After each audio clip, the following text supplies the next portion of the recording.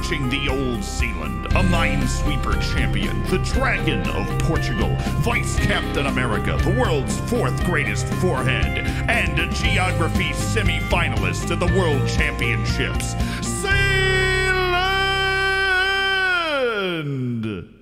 Never met him. I'm sure he's kind of a dweeb, honestly, but, you know, fine, we'll watch him. Whatever, dude.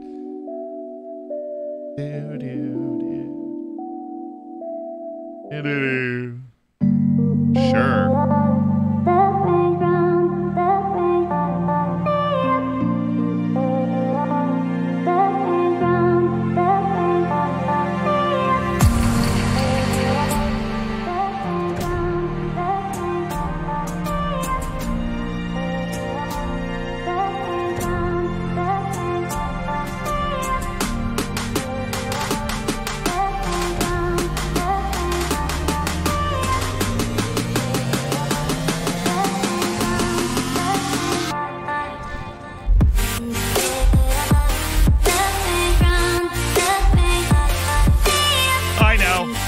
I know, I had my screen capture thing open. It was my fault. I know, the transition was all funny. It was my fault! Was the best joke I have ever written, and I don't feel it got enough love. Up the Dorfers.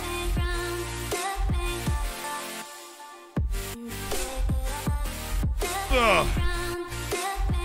I had a bagel backing up on me. Tom, thank you for the 8. I'll come back to that. Cryptic, thank you for the 3.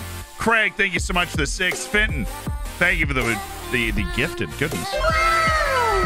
Oh my. Mike, thank you for the 28 months. Gaston went on and on about how many eggs he'd eat every day. For most of us, 1 is just enough, which is an egg in French. And the only reason I know that is because we've heard the joke before, but I appreciate it, Mike. Olt, thank you so much for the tier 1. INH9, thank you for the prime. And Bartsimo, who came in with all that business of the 3 months of the Twitch Prime. Thank you, guys. Welcome to the Hammers. And Tom, you are always amazing. Every animation you ever do. For those that don't know, Tom is the animator of the YouTube channel. He animates every lone song. He animates every tactic thing. He animates everything that is animated and drawn and artistic and funny. And that is Tom. And Tom deserves your utmost affection because Tom is a beast. An absolute beast. Speaking of being a beast, we're going to get right to it today because I am sandwiching this stream in. We're on a video recording roll. I don't know if you noticed, we're on a tear on the YouTube channel right now. And we recorded one this morning. Excited about it. Doing one after the stream as well. Excited about that. So we're going to be able to stream for like about 3 hours today. That's okay, because I wanted to get on because we win every single freaking game that we play. It's outrageous. We have won.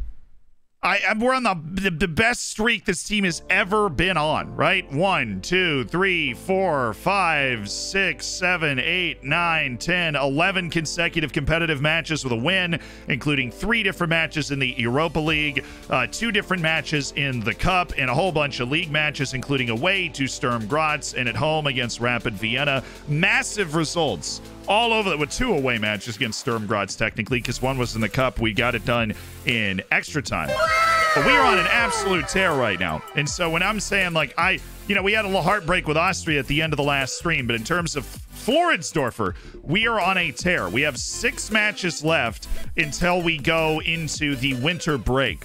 And if we win all 6 of those matches, we're going into the winter break just about as well as you could possibly go, right? We're obviously unbeaten in the league.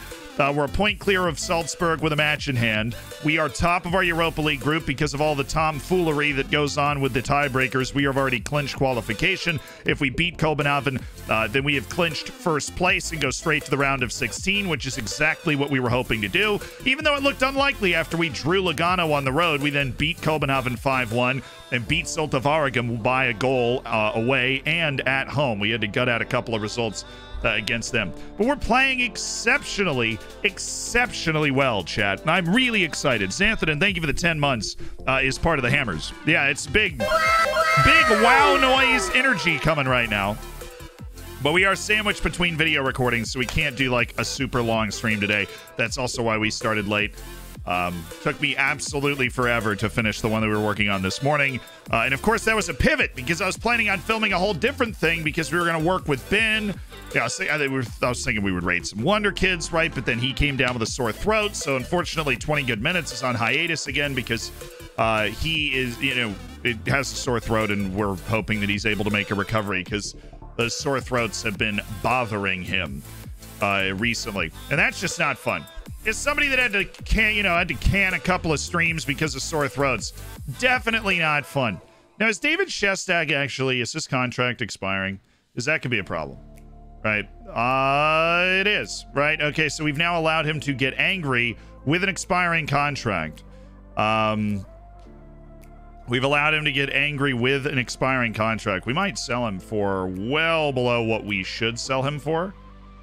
We'll see. Let me offer him out again. Is he basically be doing a deal when he's got like 7 months left in his contract? That's not necessarily good. We're on match day, by the way. Okay, is this negotiable? No.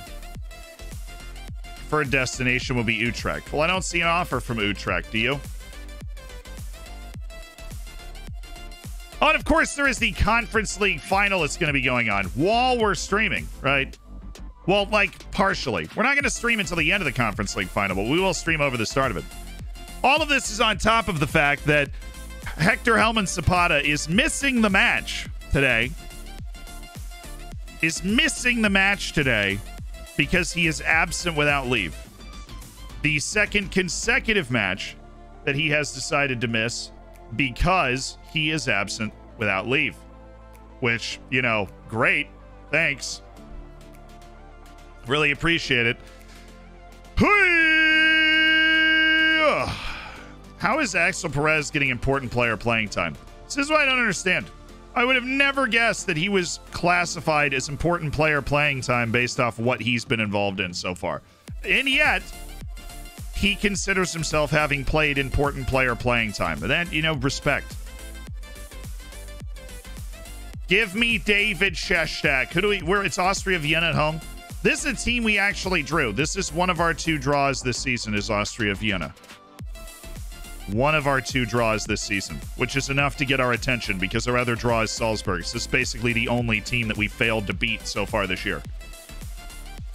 Oh, one other thing that I feel like you would want to know is that the video project we're working on today has to do with match plans. And so we do actually have a couple of oh my goodness. Right, we do have a couple of match plans that ideally we were going to save. We didn't. So we're going to put in a couple of match plans right now. So we're going to put in league losing. A few what now? Yep, no idea what you're talking about. So like if we go down by a goal, we'll just put some match plans in. This is something we were working on as part of our project this morning. Higher defensive line. Much higher line of engagement. Close down much more, right? We'll get stuck into the other part of this. And then, where's the close down? This UI is weird. Trigger press much more often.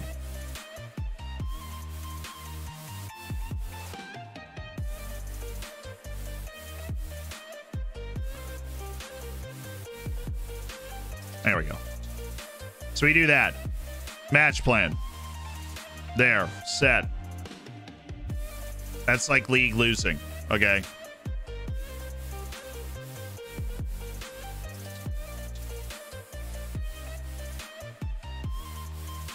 So if we go down by a goal, that's what we're doing. And the other one that I really thought was useful is if we go up by a goal, is to bring it down to balanced.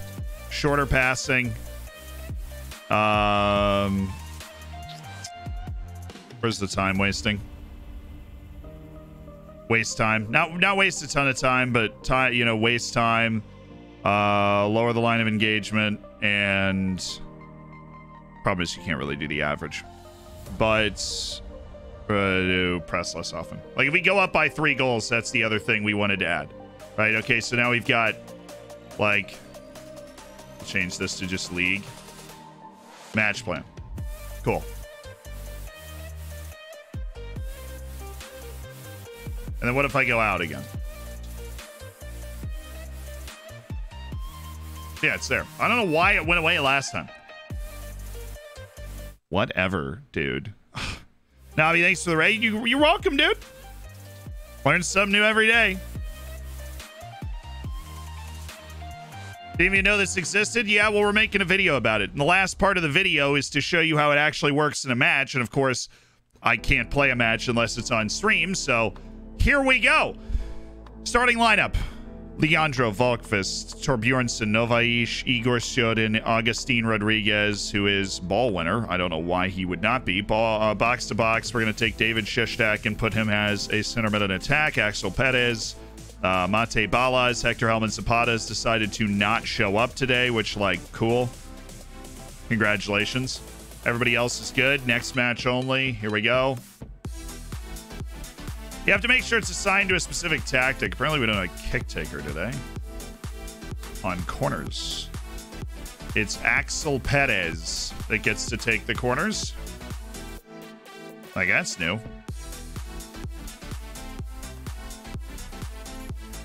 Now we just have 3 dudes staying back. Yeah, that's not part of the plan! But you know me, we're always trying to innovate. We're always trying to innovate and excite. And I feel like we've innovated and excited today. The match plans will either go in effect whether we go up 3 or whether we go down 1. We just want to make sure that they work in this game, and we want to, you know, see how they play out. How much they how much they show you.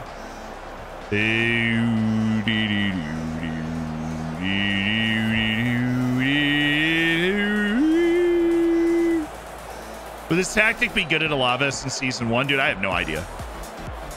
I don't know how Alaves' team is, but this tactic is good overall. I mean, I enjoy it. You're right. We haven't said hi to YouTube, so let me do that.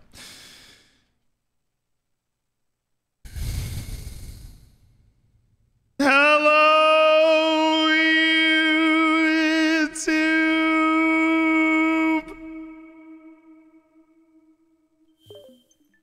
I'll let you guys say hi to YouTube too. I really shouldn't hide you. The crowd, we're playing at home. We're playing at the Ernst Happel Stadion. Expect nothing but a win from this match. Yes. Yes. The Ernst Happel Stadion.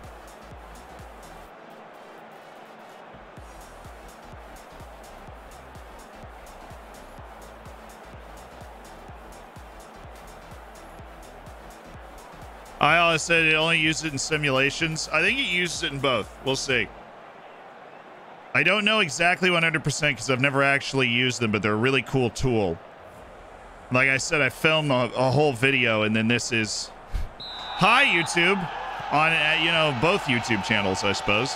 If we go up by 3 or down by 1, we'll see if our match plans go into effect, right?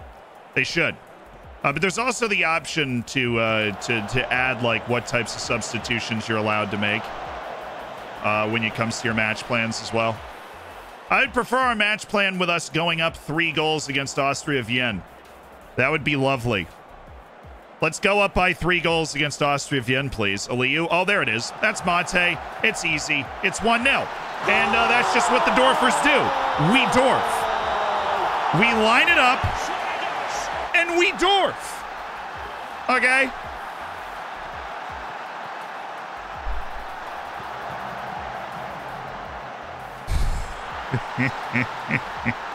Hey, we've got a live look at every defense trying to stop Mate Balas. Take a look here. So we don't have the capacity. There we go. That's a live look at every defense trying to stop Mate Balas. Live look. They're just standing. That's. Can you blame him though? I can't blame him. I can't blame him.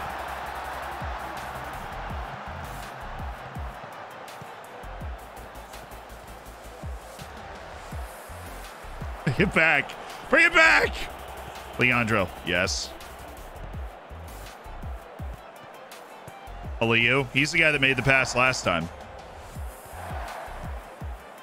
Aliyu. Axel. Axel. Oh my goodness, it's Linus Volkvist. It's Linus Volkvist. At Eon, please show off the gorgeous forward Madison kit. I have it. I mean, I can't wear the same kit every day. I've got a lot of beautiful kits, courtesy of Mystery Football. But I think it's in the hamper. I think I wore it like 2 days in a row. Then I went, okay, you know, all right, probably needs a wash. Nice play, Torbjornsson. Whoa now. Thank you, Novaish. Oh, now we're on the move. Now we're on the move. There it is. Ow, Balaz actually got beat to that by Strauss. Still us, anyways. Sudden saucy ball towards Aliyu.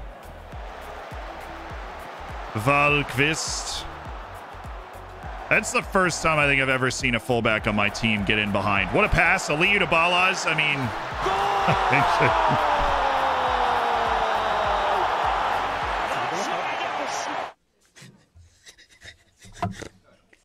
they don't. They don't. They don't. They don't.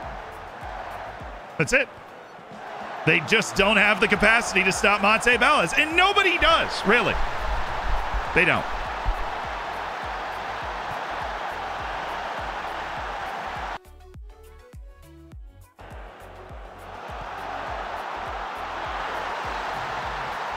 No winged hussars today. Well, we're not playing Poland anymore. You know, we're not playing Poland anymore. We are up 2-0 in 17 minutes, so we're about to, hopefully, with one more goal, we're about to see how well this match plan feature works here. Yo, what is up in the hizzle? Goal time for the Dorfers. Sodin. Chestek. Balaz. Igor Sodin. Oh my goodness, it's Axel Perez! And it's 3-0!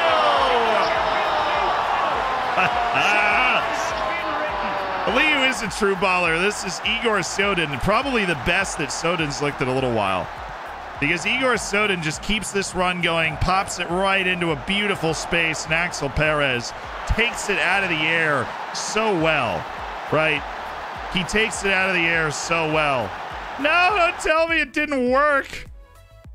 Don't tell me it didn't work. No!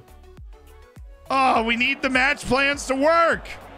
We said it as any time, and that's 4. We said it as any time, right? This isn't fair.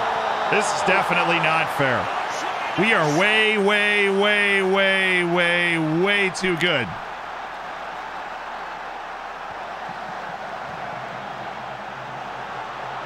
Was it more than 3? I don't know. Balaz has a hat trick, though, so usually you manually activate the match plans. How?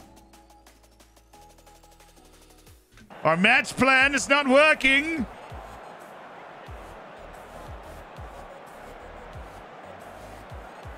Are you at the point where you start loaning out players to win the league? I hate to break it to you, big man, but we didn't even win the league last season. So as much as we look like utterly dominant, we are, even with all the matches in hand, 4 points clear of Salzburg before the league split, and we've drawn Salzburg in the first match we played against them this season. So we are not like the preeminent force in the league. We're just not. We're really good. But we're just not that. We're, you know, in like loaning play. Oh my goodness. Oh my goodness. Monte Balaz. He's got 4 goals. He's got 4 goals in 31 minutes. Against Austria Vienna, this is not like, this is a, you know, a mid-table team.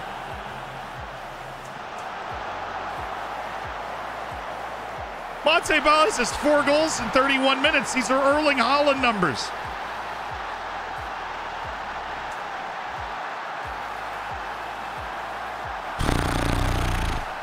We drew this team at 0. They're one of our 2 non-wins this season. The other, of course, being Salzburg, who seem to be our only competition this year after beating us to the league title last season. We finished third in the league last year. I really don't think that's going to happen this year as we've kind of grown into our ability. But...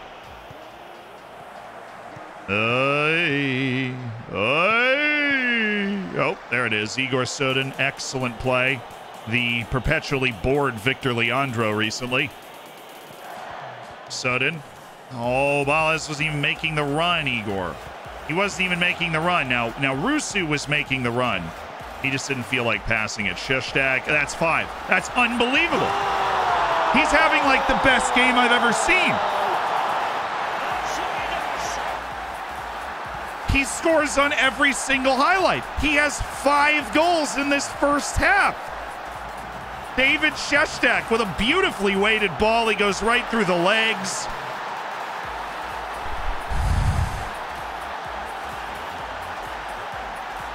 Mate Balas has 5 goals in the first half. And we're not done.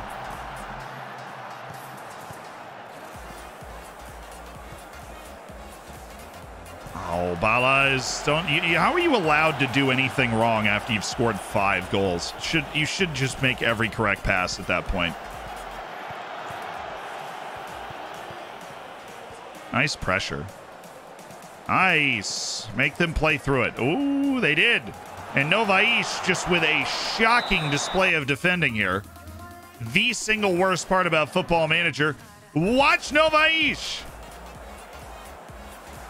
Thank goodness he defended that guy. That is the most common marking mistake in the FM22 match engine right there.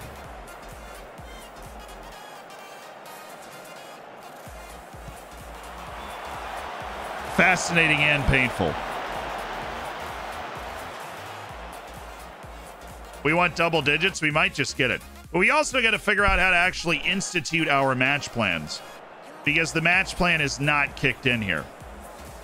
Obviously very happy. Look, Mate, you've got 5 goals. Outstretched arms. I'm very happy with your performance today. Obviously, we are winning 6-0 at halftime against Austria Vienna. That is, I mean, this is like the greatest result we've ever gotten in the league in terms of just shock factor. 6-0 at halftime against a real solid team in Austria Vienna. And we've only out-XG'd them by 1.6, but all the goals we've scored, I feel like we've been in on goal. I feel like that XG is low. I feel like we've put ourselves in on goal basically 6 times. Nice tackle by Augustine. Happy Baby Z. Nice. I think our baby should be named God's Power Tower. That's probably a good choice. Oh, he had 6. Oh, he had 6 inside 4 minutes. It wasn't a bad shot either. It was not a bad shot. Well worked. Mate Balas pops up again. Yo. Chill, my homies. Yeah, no. You just knew Leandro's going to make the save, but our defense is weirdly complacent. Congrats on the Twitch child, though, Royal. You know, it means a lot. It's a big moment. Degree Top Gun, thank you so much for the tier 1. Vashterize, thanks for the 17. In Heplerm, thank you so much for the prime. Welcome to the Hammers. Enjoy the bacon, enjoy the emotes. Make some subs. We got a big old match against Kolbenhaven coming up, and we're going to take out Ulrik Torbjörnsson. And we're going to take out not Mate Balas. Definitely not doing that. I'm going to take out Aliyu. I'll put in Kim Yun-Kyu. And I am going to take out Sheshtak for Paulo Cesar, and we'll just swap those guys out. Little triple substitution for fitness. 20 minutes to go. Perez. Paulo Cesar. Okay, my penalty, by the way. Penalty taker is Mate Balas today. Just happens to be Mate Balas. Weird. Just... Mate Balas is the penalty taker. Thank you very much. We want 6. We want 6. We want 6. How's the match plan used? Well, it doesn't seem to have kicked on, so not quite sure yet. We're working on it. That's part of the process of this stream.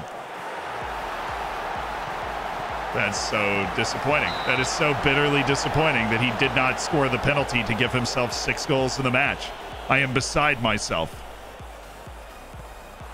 I am beside myself.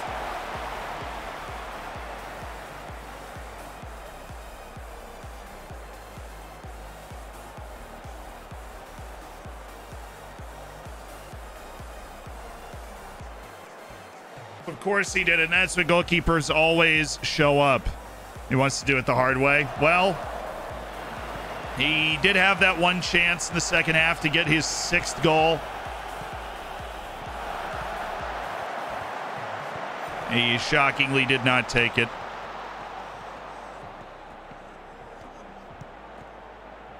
Well, we have avenged our draw against this. Oh my.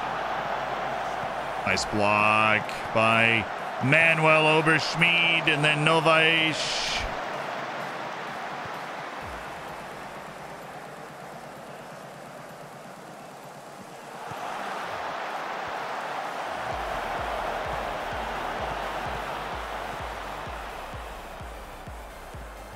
Matt Admiral says the stream fuzzy for anybody else.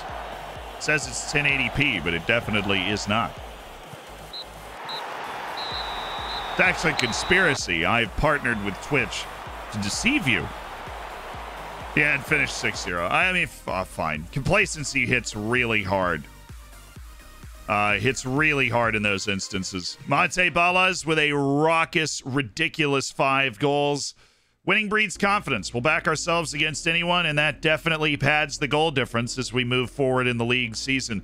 We've got plus 31 in 14 matches. We are cooking with octane right now.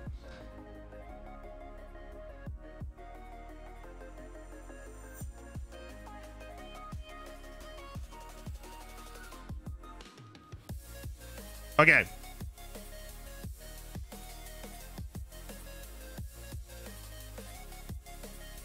Hey, Rodrigo Ribeiro. Apparently he's got this great potential. So the mystery. Oh, great. That's not good. Mate. Mate.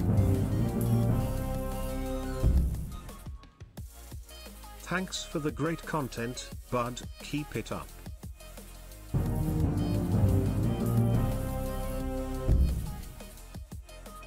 What do Alexander the Great and Winnie the Pooh have in common? Their middle bacon baby. Oh, Escalante, you messed it up. What do Alexander the Great and Winnie the Pooh have in common? Their middle name, period, space, Silver Bacon Baby. Congrats on your Silver Bacon Escalante, and Ranks, thanks for the 5. We'll do our absolute best.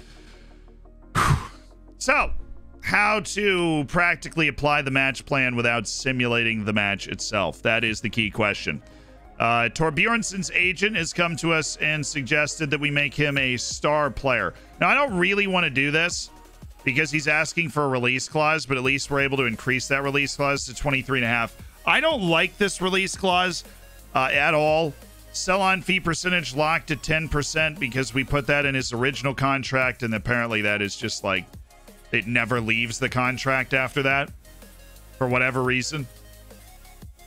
Yeah, then there's the whole glitch with the release clause, which I'm not going to abuse. Every time you offer it out, you can raise the release clause a little bit more. I'm not going to abuse that. We'll cinch him into a new contract. 23.5 million hurts for Ulrich Torbjornsen, but like, it's a solid deal. Let's go look at the match plan. No, not allegedly, All we've known about that glitch.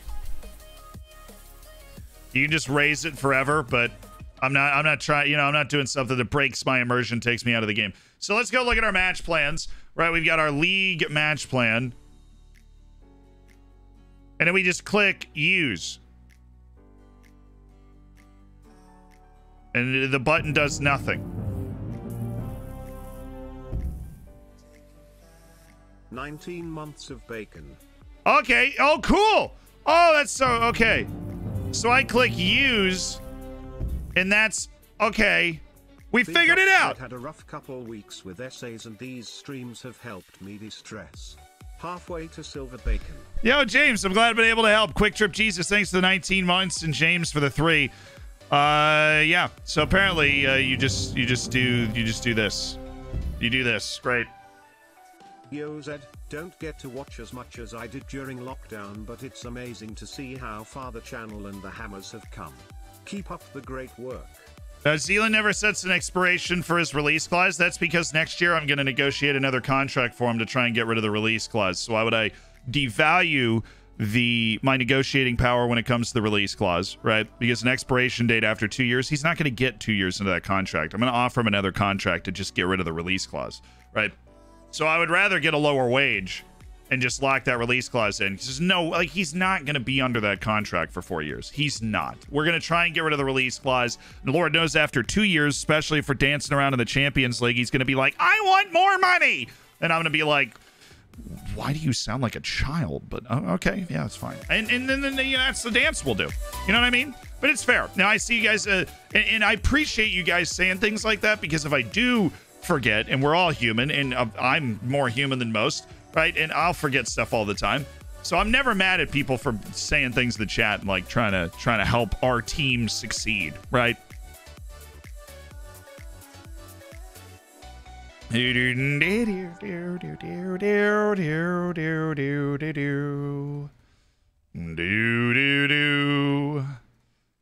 believe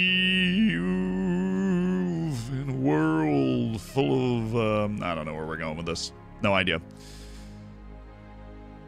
Defending. Engaged. Defending. Engage the defending, you know what I'm saying? All right, go team. Uriel Shelley, you stay on the maybes. Big old match in Denmark against Copenhagen. If we get the 3 points, we finish top of our Europa League group. It's quite simple. Then we've got Lugano at home, and maybe we'll be able to rotate for that match if we take care of our business. Josimar Ortiz. Ortiz. No. Arlindo Varela. And he's okay, right? Super duper okay. Chesnow. Oh, I loved his mentality. That's why he sticks around. Andreas Sonis, the goalkeeper, gets a vote of futures because he is very young and is a goalkeeper and can develop until he's like 28 years old. Okay, Gideon Spiegel in Manchester United. Straight onto the loan list, Gideon, just in case we need a center back, but thanks for playing. Really appreciate it. Does Zealand Skin work in FM21? No. More human than most in terms of making mistakes. All that is what I meant.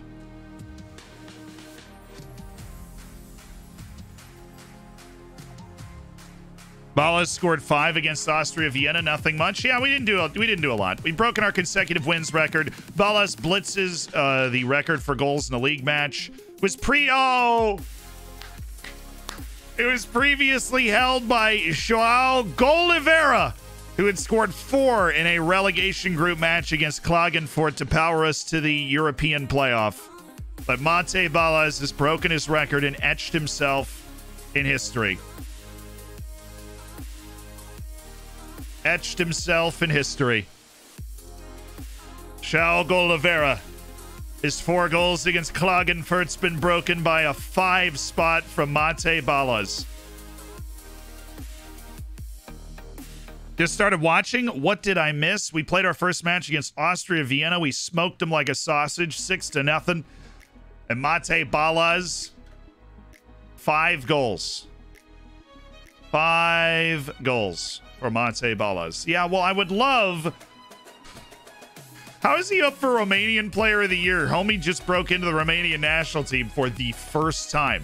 Got his first cap, and you're like, yo, Romanian Player of the Year, potentially, right? Potentially. Where is he? Is he retired now? I think Oliveira's in the 2nd division still. We sold him down to the 2nd division. He's one of those guys that you just knew the moment that he stopped being on our team, his career was just gonna... And I feel like that is what happened to him. But how can you... Oh, there he is. That's really convenient. Oliveira is on Austria Lustenau. Yeah, so we sold him to Kopfenberger. He played 12 matches, then played 30 matches the next season. Then he moved... yeah, his career's fading. He moved to Austria Lustenau, and now he's a deep cover forward for them after playing 2 more years as a regular. So he was For 3 years, our feature forward. Then he was a rotational forward with us for 2 years. Then he was sold to Kopfenberger, where he was a regular forward for 2 years in the, in the second division. But now he's with Leuston now, just riding the pine. But he's still a legend in our eyes. That's what matters.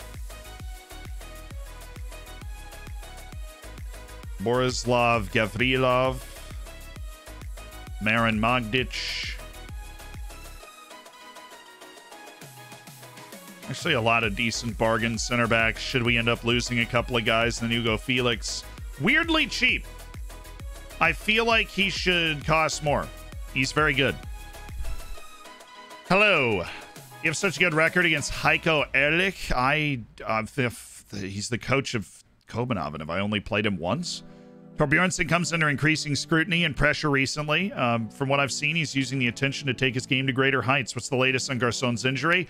I'm expecting him back pretty soon. We'll take it game by game, but he should be back. Nazareno continues to do well at Rapid Vienna. Yeah, I mean, he's playing in the top division. He's playing well. Axel Perez seems to have a positive impact. He's got a great personality. And Axel Perez is the trust of everyone in the team. I think he's gathered that already. He finished a lovely goal against Austria Vienna. And we got away to St. Pölten after this too. That's not super easy, unfortunately.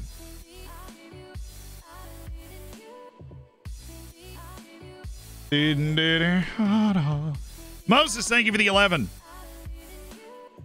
I do know that Hugo Felix is João Felix's brother. It's just one of those things where it's like every time you mention the name Hugo Felix, right, are you supposed to be like, that's João Felix's brother? Now, the fun thing was when, what was it? João Felix was like watching Hugo Felix win the UEFA Youth Cup or something, because João Felix had lost in the final of the UEFA Youth Cup. Like, that was a really cool dynamic that was going on. Up the Dorfers. I know network game's not on for tomorrow. We just have a couple of different things going on, right, for a couple of different people, and so the network game is not on for tomorrow. Tis not on. Ulrich Torbjornsson signed his 4-year, $3.5 million deal, so he is under contract till 2032 instead of 2030 now, which, like, awesome, but the release clause we are not incredibly excited about. We're going to be asked about it in the next press conference 100%. And I'm going to have to lie through my teeth and be like, yeah, he obviously sees his future here. That's why we're so excited to have done this deal. Obviously, he's just thrilled to be here. I don't care what anybody says. We pulled him out of obscurity.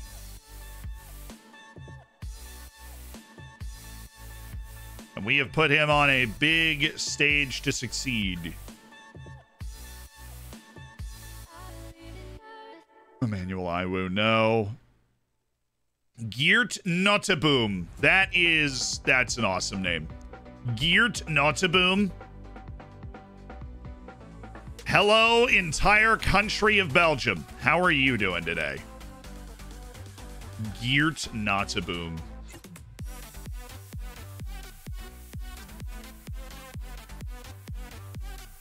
I feel like you're just playing Scrabble at that point.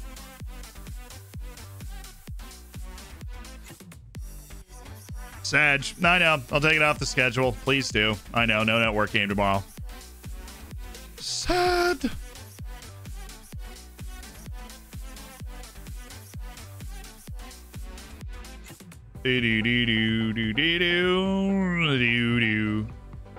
So this is the... Oh, dang it. So he actually doesn't have great potential, but Kim Seung-min is a...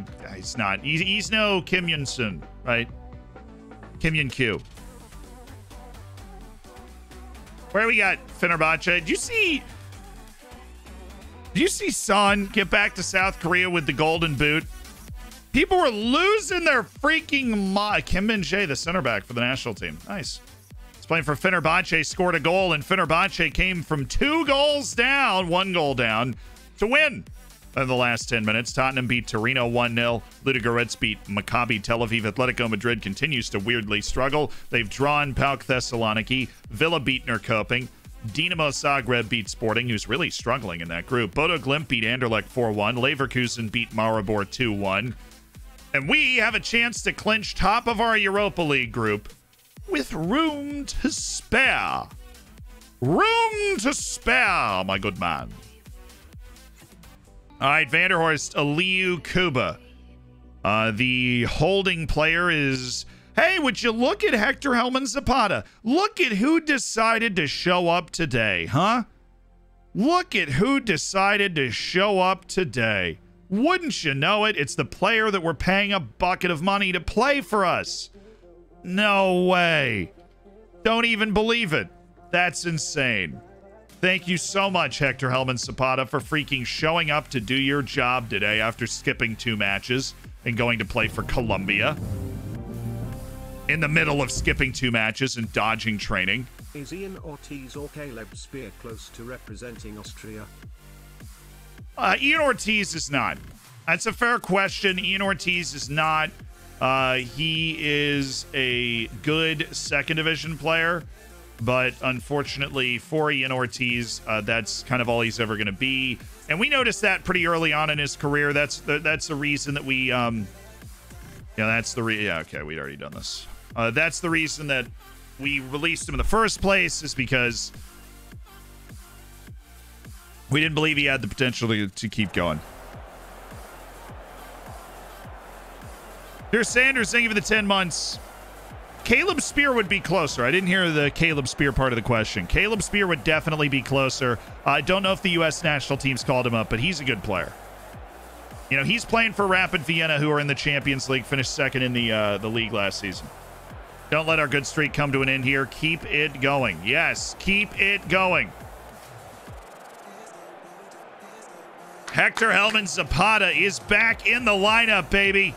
He's back. Zapata brought a 6-pack to today's game. Well, at least he's here. At least Hector Helman Zapata is here. That's the group. Copenhagen, huge match for them. Soltavaregem playing Lugano. Lugano needs 3 points in that match to have hope at all. They probably don't have it. Yeah, so he missed 1 day of training and he was absent for 2 consecutive match days after complaining about playing time, and after which we promised him we would play him. He accepted all of his fines and promised to be better in the future. So hopefully he's worked his way through that trouble and now is able to contribute again, because Agustin Rodriguez is great, but he has about half the passing ability of Hector Helman Zapata. And that matters when you play out of the back.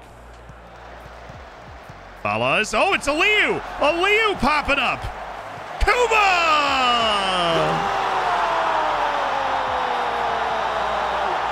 Christian Kuba! He's always going to go for the big occasion for Florence Dolferese.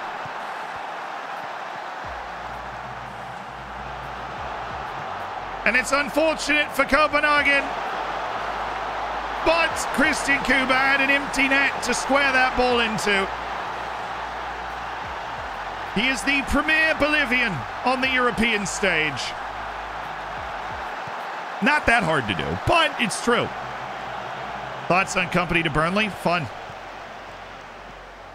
I think Vincent Kompany is known that he is going to be a really good manager. And I think that's another sign that Burnley really do want to go right back up. Xander. Yeah. Oh, I wasn't even close. They need to back their lineup like yesterday, or I am going to feast on them. Yeah, we blew out Copenhagen. Thing is, we drew Lugano, and then we were kind of nervous. And then we played Copenhagen at home, and we beat them 5-1, and we're like, yeah, I think we're okay. And then in the last stream, we beat Soltavaregem a couple times. But those were tight, tough games. Nice, Nadadvari. Nice play. Got that foot in. That was a good chance they created, though. We really needed to get our body in the way and block that shot.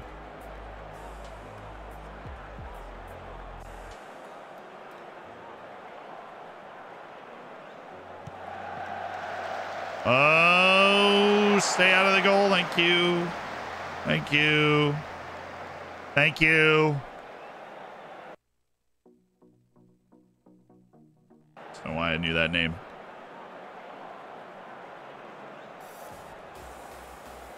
Okay. Not Advari. Christian Kuba. Vanderhorst. Hector Hellman Zapata.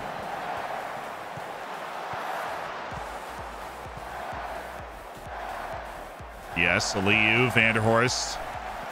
Oh, we just kind of mistimed our runs there. If Volkvist had received that ball, these guys had held their... If they held their run a little longer, it would have really opened up for us. Zapata, Kuba. Oh! I didn't expect that to get through. Yo, Owen. Owen Vanderhorst playing a pretty poor game so far. Gonna need a little better than that. Zapata. Nice. Owen, nice. Kuba. Owen! There you go. That was better.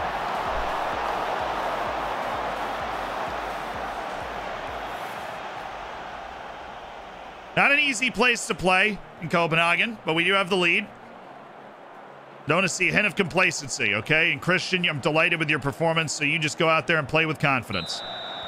You took advantage of an early opportunity. We've generally controlled the flow of the match, but we haven't been dominant. Dang it. Zapata! Maybe if you weren't at the club every night.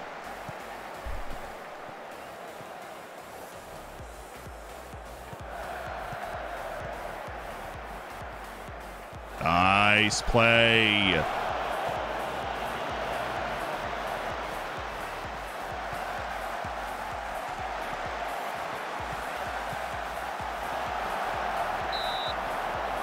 Good save, Victor. Way to get down. Pep Beal.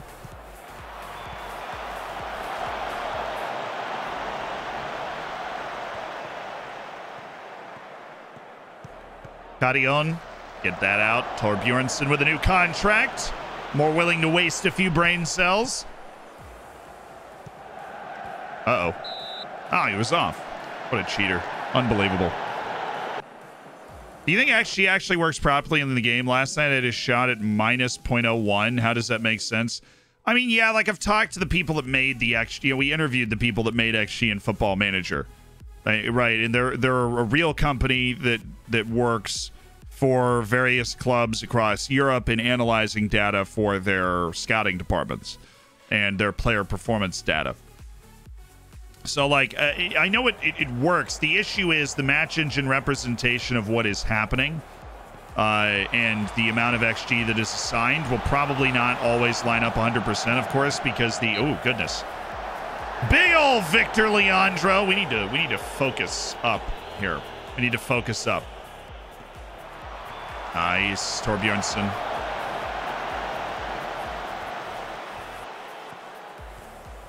But no, SciSports is like an actual analytics company that Football Manager then hired to try and design an XG that works in the game.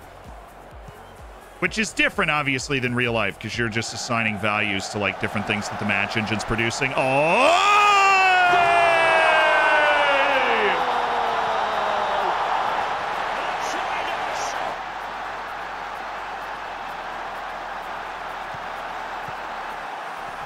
It's Axel Perez with the second goal, right as Copenhagen are starting to push.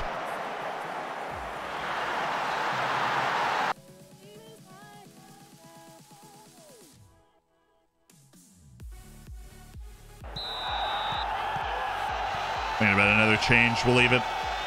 The super sub.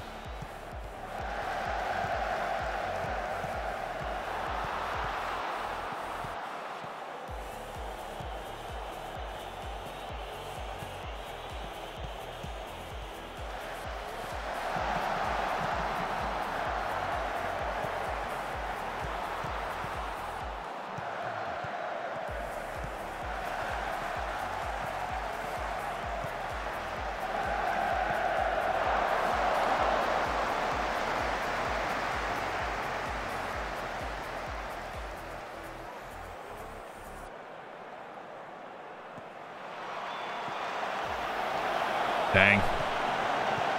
Perez really coming to his own? Yeah, I agree. Well, one, both goals in back-to-back games. And we've just continued to give him time, even though we haven't been able to give him a lot of starts. Like in that instance, you're like, okay, I just want a better finisher than Christian Kuba for the second half, right? Even though Kuba produces a lot of goals. Or we're just going to keep Vanderhorst passing in there, but I want to give Perez some time in the match. And then he immediately rewards that thought process with a goal, right? And so it ends up working out. And it's why, you know, quality and depth, even though it's a bad answer in press conferences about new signings, it's what you're actually looking for. We have, you know, Kim Yun Kyu is not even going to play in this match, likely. And that's a really good player. He's a really important part for our pursuit of the treble. Even though in, like, the biggest matches, he doesn't get a lot of time. You know, their assistant manager needs to tell them they're being overrun in the midfield. Because our boys are taking touches. They are passing. It is precise. And now that we have the second goal, let's just go David Shishtak. David!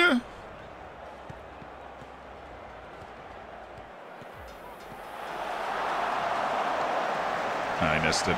The financial bonuses for players affect players' performances. Yeah. I mean, I don't know if that's ever actually been 100% confirmed, but it's the only reason they would be in the game. So they have to some extent, right? By process of elimination. How much, I don't know. I mean, I don't know. It's impossible to isolate that to determine how much without them just telling you.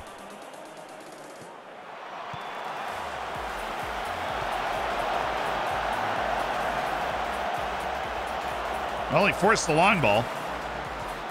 Zapata, who's been painfully average the entire game. Sheshtak. Axel is somebody's open at some point. I mean, we just have more players than they do. And that, like, it's like 5-on-3, right? Once we get all the way to their back line.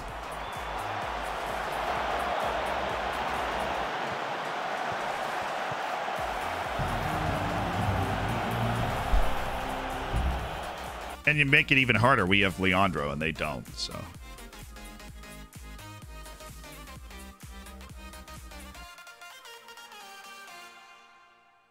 I would love to be able to have Nadadvari for the next match. So we're going to take him off and get 15 minutes of Igor Sudin. That's me. That's me. Good. Good. Jacob, thanks so much for the prime, dude. Welcome to the Hammers. What's up, bud? Just got my first employment 2 weeks before I got my master's degree. Soon I'll be able to start subbing, dude. No worries. I'm just happy I'm just happy you're able to hang out and you got a job. And oh, it's Axel. Axel Perez, the Mexican abroad. Sorry, that was improperly pronounced. The Mexican abroad. The Welshman abroad celebrates.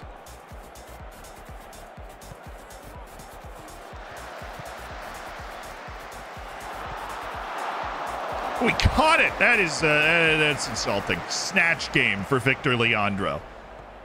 Snatch game. Ooh, Mate. Mate. Super ballas. Oh, Seshtek! Zapata. Perez is on, but that ball is a little far from Hector Hellman.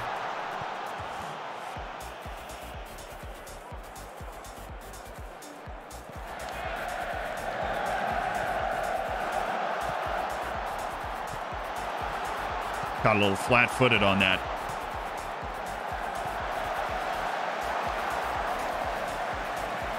Yo! Can we score a third goal? I want to watch my match plan work.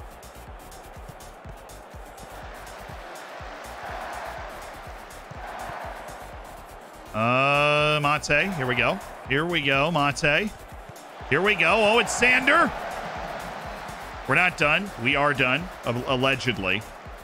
But we're not done. In a more real sense, we're not done. Linus Valkvist, Aliu, Hector Hellman, Zapata, Henneman. Somebody's going to be in here. Just kidding. Zapata. Soden draws the defender. Zapata!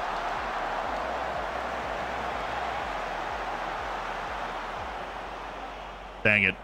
Score the goal! This is of more importance than you know. Torbjornsson. I totally forgot they had Yannick Vestergaard. We are dominating in the air, though. That is so important. Ubala is Axel. It's Axel! What a save. What a save.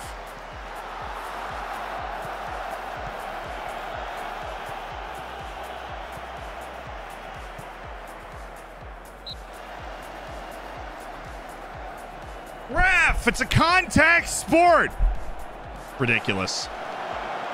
Also, fortunately, doesn't look like it's going to matter because, Chad, I got some great news. I'm still not getting many reports following the steps of the newest scouting video I've watched a few times thinking I missed something. It's scouting be glitched. Scouting is not a fine-tooth comb entirely. Like, it's very opaque, right? It is incredibly opaque why your scouts are doing certain things. Now, nation scouting, obviously we weren't able to do statistically significant tests, but what we did, you can see in the videos, right? It's really almost impossible to do statistically significant tests on Football Manager, even though we did do that about player development one time, which was fun, with an actual stats guy.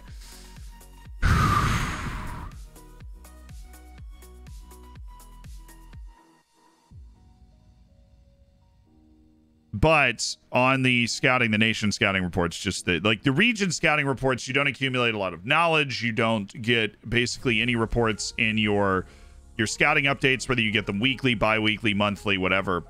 You just don't get a lot of reports. The nation scouting has shown, not just for me and for a bunch of other people that have tried it now that it is more effective. But I will say, I feel like you don't get as many reports as you used to a couple of years ago in Football Manager. It's a great road win. Great road win for the boys. And Saltavargam beat Lugano, which means Saltavargam looks like the team that's going to be going through to the round of 32. Fitness concern for Henneman and Balaz. Interesting. But Mate Balaz is... can I talk to him and see if I can get the rest approved?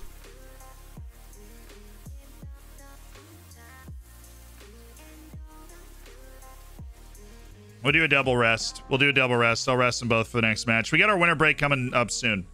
But I want these guys to be fit for the last couple of matches. We don't want to cause any injury. Always good when you get an early goal. Rumor that Bala is going to leave the club. Advice yesterday. First time making it to the Prem in my FM career. Won the playoffs over Sheffield United by putting all my big lads on the field, slowing the pace, and play for set pieces. They couldn't handle it. Too much beef. Too much beef. Gotta love that sentence. Sorry, we just brought too much beef. Can you refer to my last message? I can copy paste if needed. Bisha, I was scrolling up. Far up was your last message. I didn't see your color in the chat here.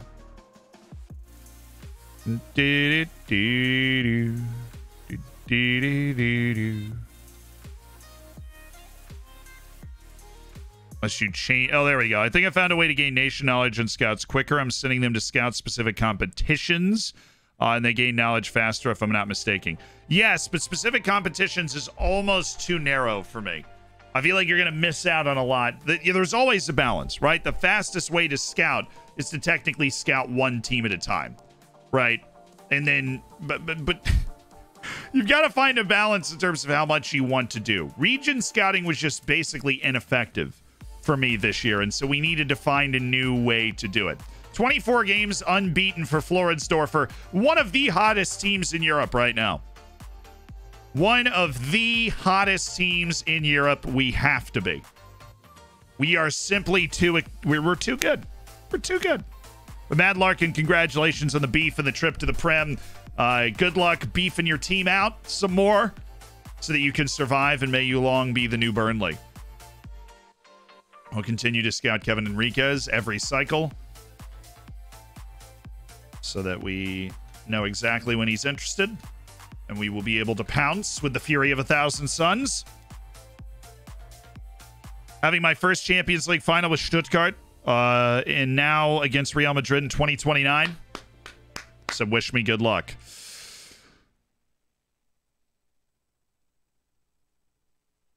Good luck, Ace-T. Beat them. Could just say beat him like Liverpool's going to beat him this weekend. What's up?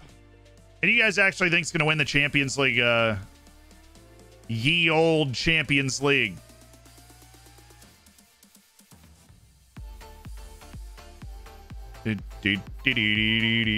I do actually think it's going to be Liverpool. But I think what you end up with is two teams that are very good tournament teams. Right? They're very good cup teams. They know how to win one-off matches. And so I think we're going to end up with a really fabulous match. Could totally go to penalties. I think it just about might go to penalties. There's not a lot separating them, obviously.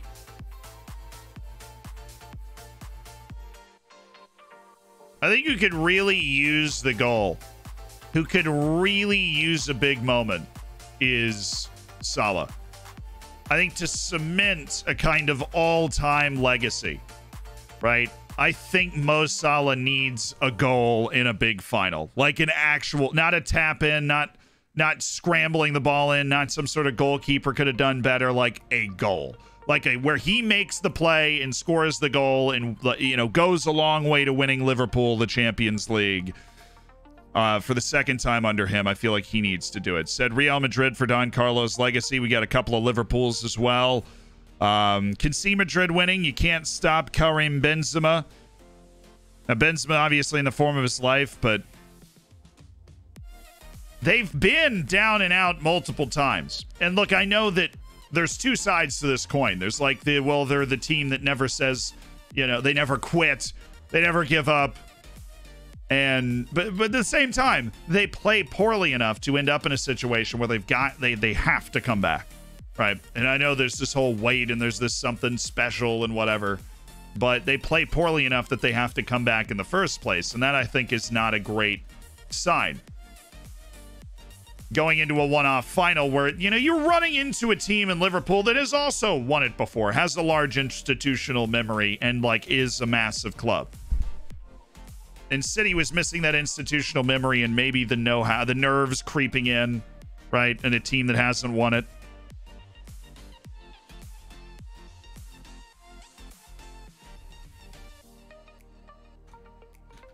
All right, away to St. Pölten, who just got promoted to the Admiral Bundesliga. They had an excellent start to the season. They won their first 4 matches. Since then, they have slipped down to 7th.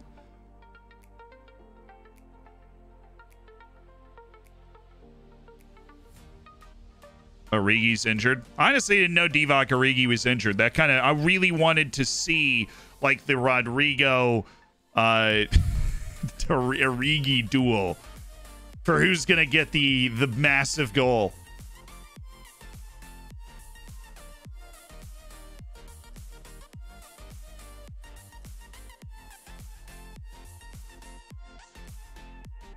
Imagine if Bale plays and scores in this final also.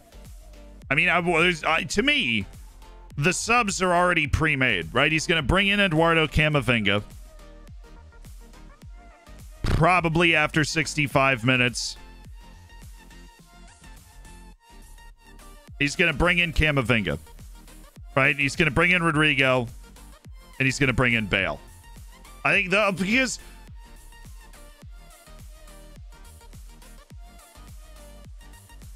what is this? What is going on? Hector Elman Zapata is absent for match day again.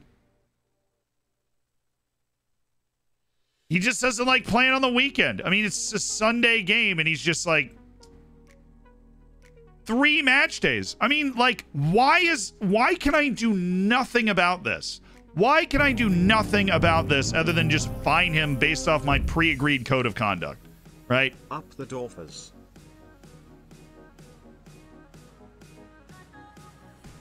I can't even change the size of the fine without going to my code of conduct and changing that, right? I can't even do that. Fine him more. If I change my code of conduct for the entire team, I'm gonna have to clear that with like the entire team. Criticize his conduct. I can't talk to him. I know. I've tried. We've gone through this process. I can't talk to him. I can't have other people on my team talk to him.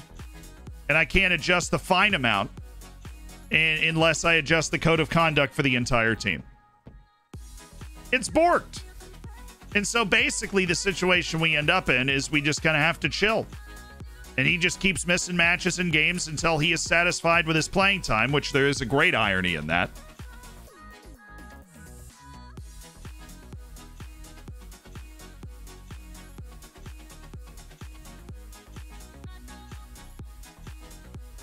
He accepts his fine.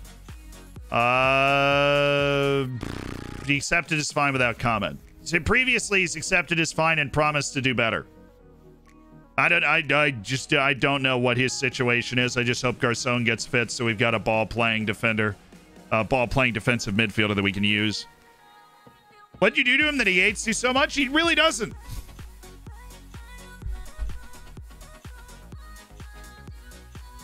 He really doesn't.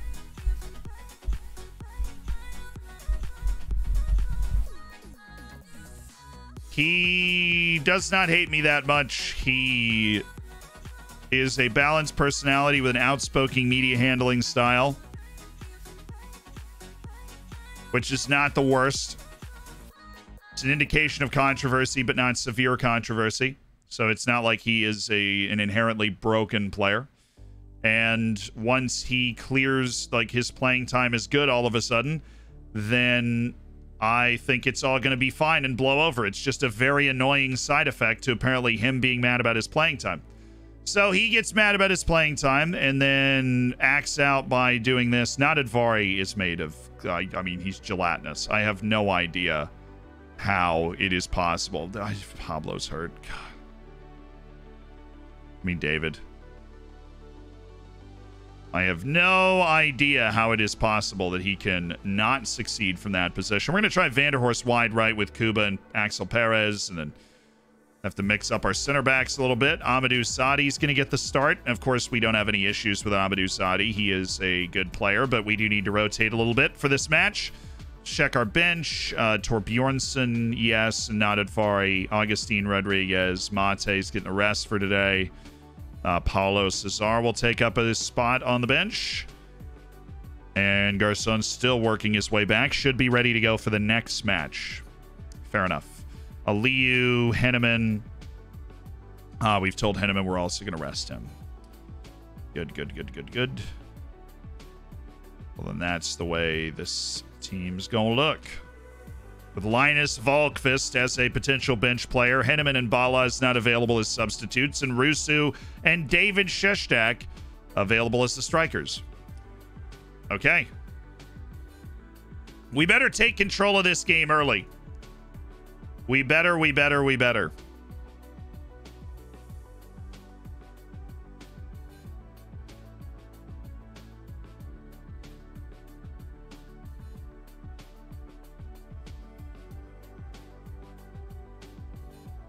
It's sudden.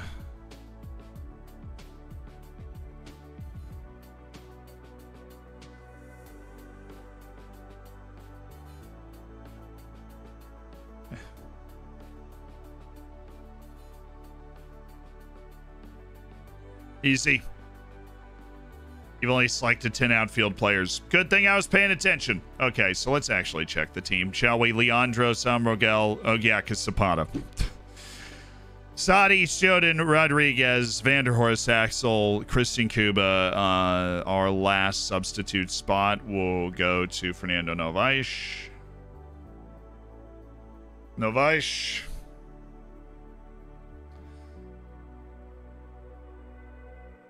Hello, my good friend. How are you doing today? You're probably not going to play, but you're going to have to warm up and sit on the bench like you might actually play. Here we go!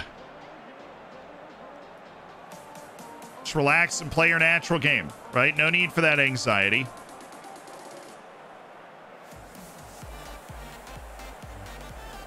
Oh, we're playing against Marcus Arling. Is he starting? Yeah, there he is. There's our talented youth player on loan at St. Pilton. Nice. We only need 10. Got it. This is Body, your starting DM. Why is he angry? Yeah, no, he said he wasn't getting enough playing time, which, of course, this being FM20, this being FM22, I went and looked, and his expected playing time was regular starter, and his actual playing time was regular starter. But we just kind of ignored that. And, of course, he is our starting defensive midfielder, so we said, sure, we'll give you more playing time, at which point he has missed 3 of the next 4 matches due to absenteeism, as well as a day of training. So that's it. That is all that happened. It is not a giant fight. It is a promise that we are currently succeeding at that we made to him that is apparently beyond reproach and has caused the most severe reaction in terms of missing matches I have ever received from any player in Football Manager ever. So that's fun. And Rusu really needs to he needs to be good today, because 3 of our 4 forwards are not available for this match, which means David Sheshtak is starting at striker, which, like, he can do. Him and Axel Perez and Kim can all do it. Bring it back. Christian Kuba, yes. David Sheshtak on to Rusu, and that's onside, yes. Love an early goal. Love an early goal in this game. Love an early goal in a game like this, where you're rotated and you're just kind of, we could come out flat. We could not have the ability to break through. And then Sheshtak, excellent hold up and pass from David Sheshtak. It was. As much as we malign David Sheshtak a lot, that was a good hold up, good pass. Generally well worked from David.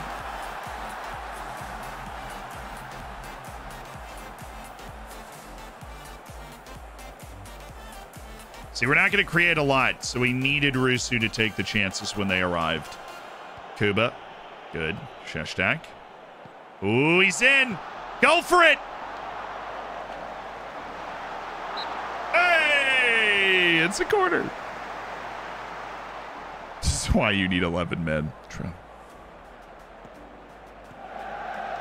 Is there such a thing as a bad early goal? No.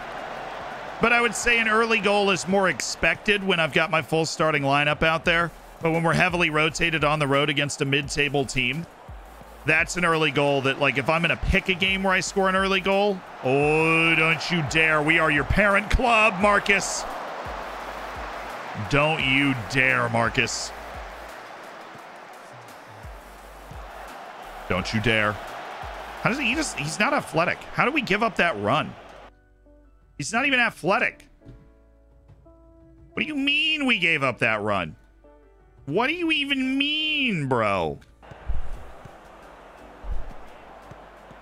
Augustine to Christian Kuba. Down the line to David Sheshtak. Oh, shouldn't. No, please. Please, dear God. No. Oh, he's shooting.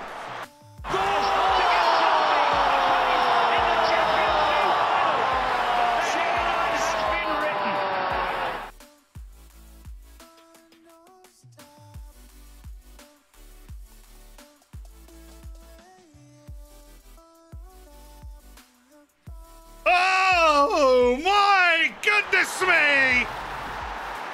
Axel Perez! Supernova!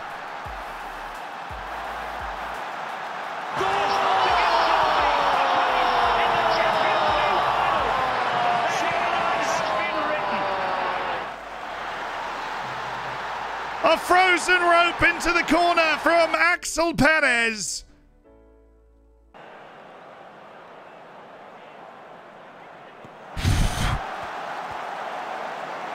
Oh, there you go.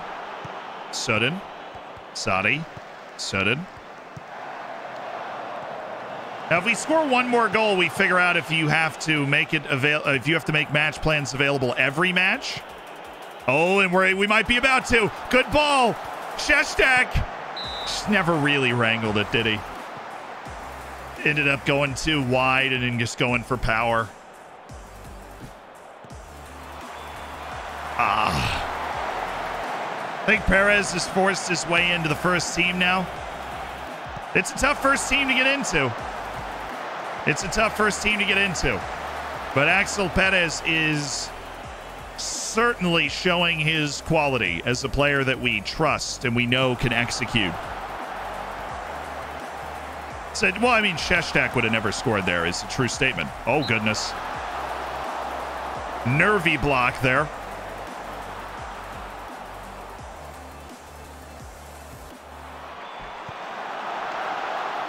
Oh, goodness. Brodniak would have scored that header. The memory of Bojan Brodniak fresh in the mind. Perez has got Augustine Rodriguez. Keep it simple, Augustine. Keep it simple. Good. Way to keep it simple. Simple again, Augustine. Good. Kuba. Simple. Augustine, that is not simple. It worked. But we all know that was an accident.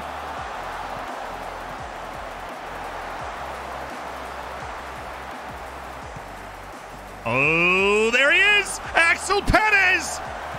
Oh, I thought that was in. I was sure that was in. I started to describe the goal. I was so sure that was in. How is Kuba already this tired? Did he pick up a knock or something? It's the first half, and I subbed you out after like 50 minutes. Nice, Owen. Sheshtak, the only option, so good idea to slow it down. Perez, Rusu, Sheshtak, slick ball!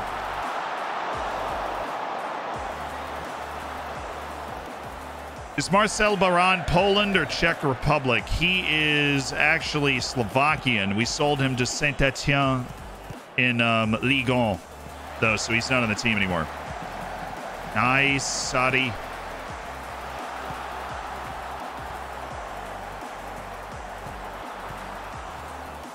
Oh, wow. Terrible, terrible defending there. Terrible defending. What is this, guys? What is this? I mean, what are these two guys doing? Vanderhorst and Manuel Oberschmied. I mean, we are here, right? Do we... Vanderhorst thinks Oberschmied's taking it. Oberschmied thinks Vanderhorst is taking it. Now we've got Augustine Rodriguez just running into him, defending the exact same patch of grass. Marcus Arling, who we literally have a tight mark on. Like, okay, I don't know why he's decided to stick to the striker there when the most important player to tight mark is Marcus Arling. Because we know he's making that run. We know it. So this isn't even tight marking breaking the game. It's not like I have a tight marking on the striker and Oberschmied's like, oh, dude, just got to go hang out with this striker right now. Or both of these guys. Hey, we've got a tight mark on the guy that is running completely unmarked through our team. Leandro doesn't cover himself in glory. And all of a sudden, we're in a freaking game that we shouldn't be in because I anticipated that perfectly and told you idiots exactly what to do. Exactly what to do. We knew exactly what was coming. We did the exact right thing, and it didn't help. It is frustrating.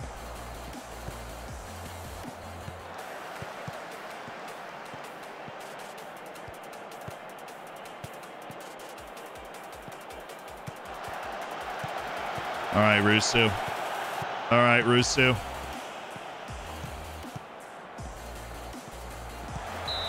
I'll take that. Way to advance the ball. I'll take that. So Owen and yeah.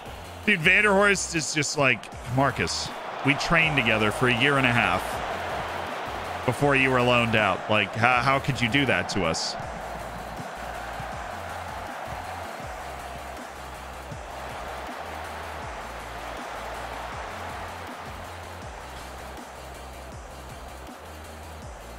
All right, Kuba. We've got far too much ammunition when it comes to players. We have far too much ammunition to not bring in Kim Yun-kyu immediately. Christian Kuba, whether it's a slight knock or whether he's just being weird with his fitness, is not at the races and not playing particularly well. So let's go. Rigel. There you go. Sheshtak. Oh, he's offside too. He did everything wrong. That's great.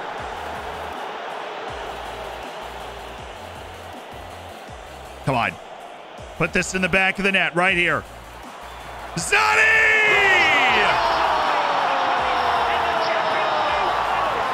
The menace!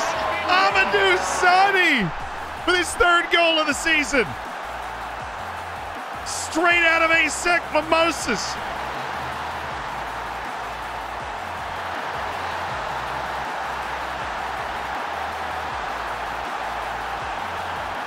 Thank you, Amadou. Thank you, Augustine. And here we go.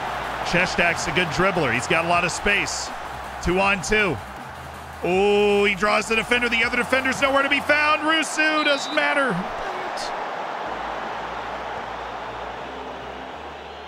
He's Amadou Van Dyke over here with 3 goals in like 4 league matches as a center back. That was a domineering header. He really went and won that. Oh, Axel, I don't think that's gonna work. Yeah. Apparently Salzburg are losing, as you guys are saying, which would be, oh, well, we got Amadou Zadi, so this one's in the back of the net. Oh, no, it's Manuel. Oh, it's Šeštek! David Šeštek has scored! The Slovakian international abroad!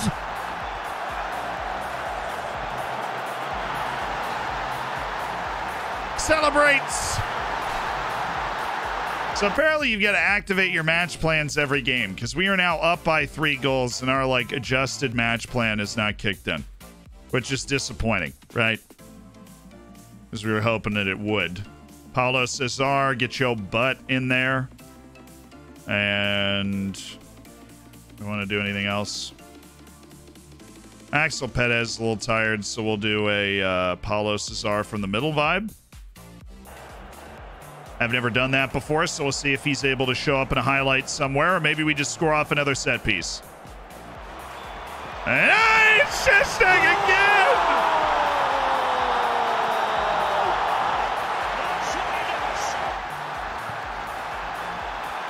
Hey, David Šeštek.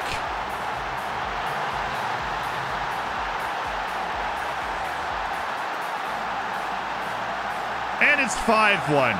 And we've got 3 goals off corners. That really relieves the pressure on a match. Nice.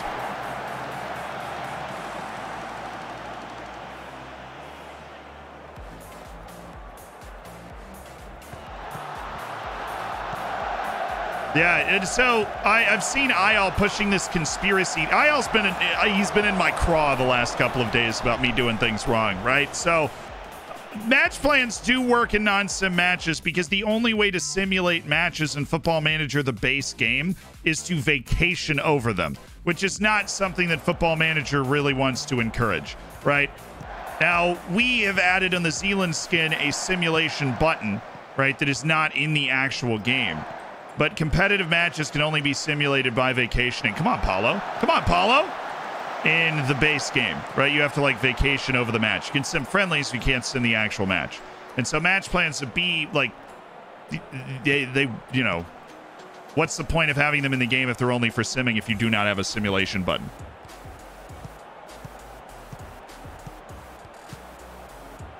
I also said you should stop being wrong. I'm pretty sure you should stop being wrong. I'm right on this. You're gaslighting me right now, Ayal. You're gaslighting me. They subbed out Arling.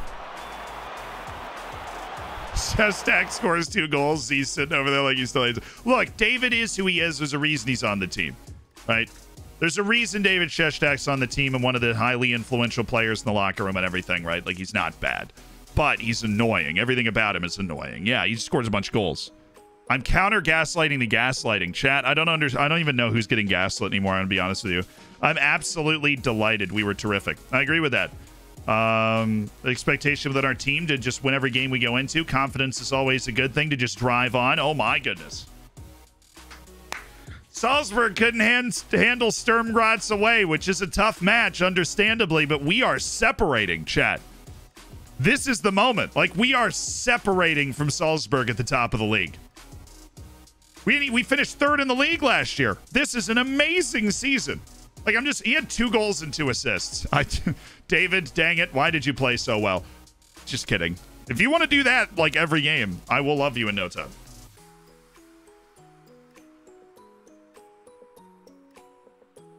Absolutely brilliant goal by Axel Perez. Obviously, absolutely brilliant goal by Axel Perez.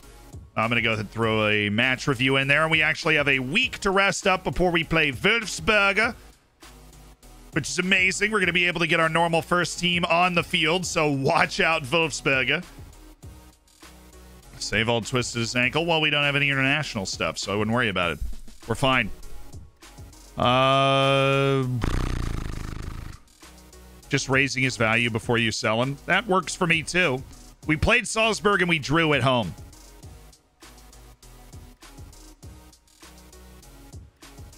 How could he forget a lookup? I do it all the time, but Haranando's, I will get to this lookup right now once I finish this little run through my short list, because I've seen people periodically attempt to remind me of the lookup and gone, oh yeah, I'll do that in a second, and then forgotten about it again. So we're just gonna, keep talking about it. We're gonna keep talking about the fact that we're gonna do a lookup right when we finish looking at these 4 shortlisted players, and we are then going to do that lookup once we're done. Okay, nailed it. Nailed it. Nailed it. Kept it at the front of my mind.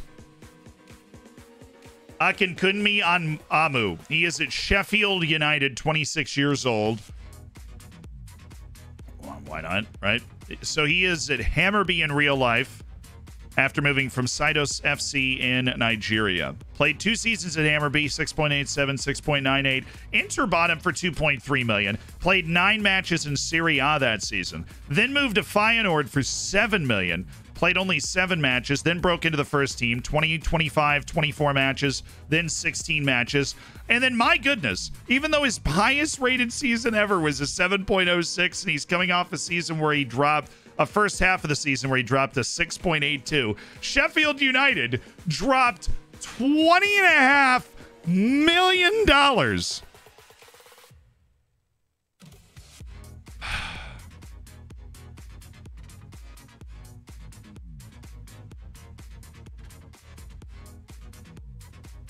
$20 million, and then he just played 2 matches in the second half of the season in the Premier League that got relegated, and now he's playing fairly regularly for them in the Championship, averaging a 6.97.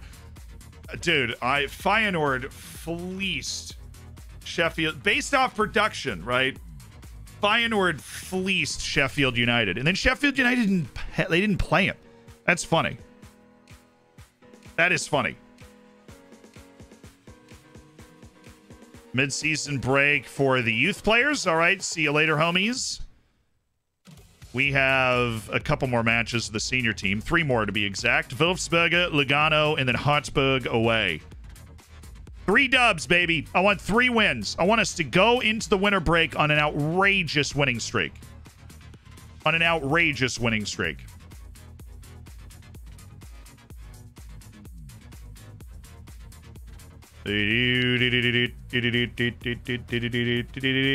Oberschmidt's looking for an extended contract. He's contracted through 2030. What's he want?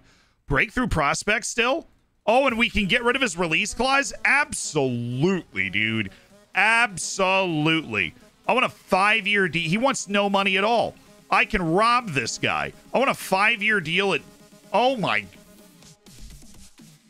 Holy smokes, dude. You want a new... Yes. I would love to give you a new contract. Everybody nod along. Okay, yes, absolutely. Okay, here we go, chat.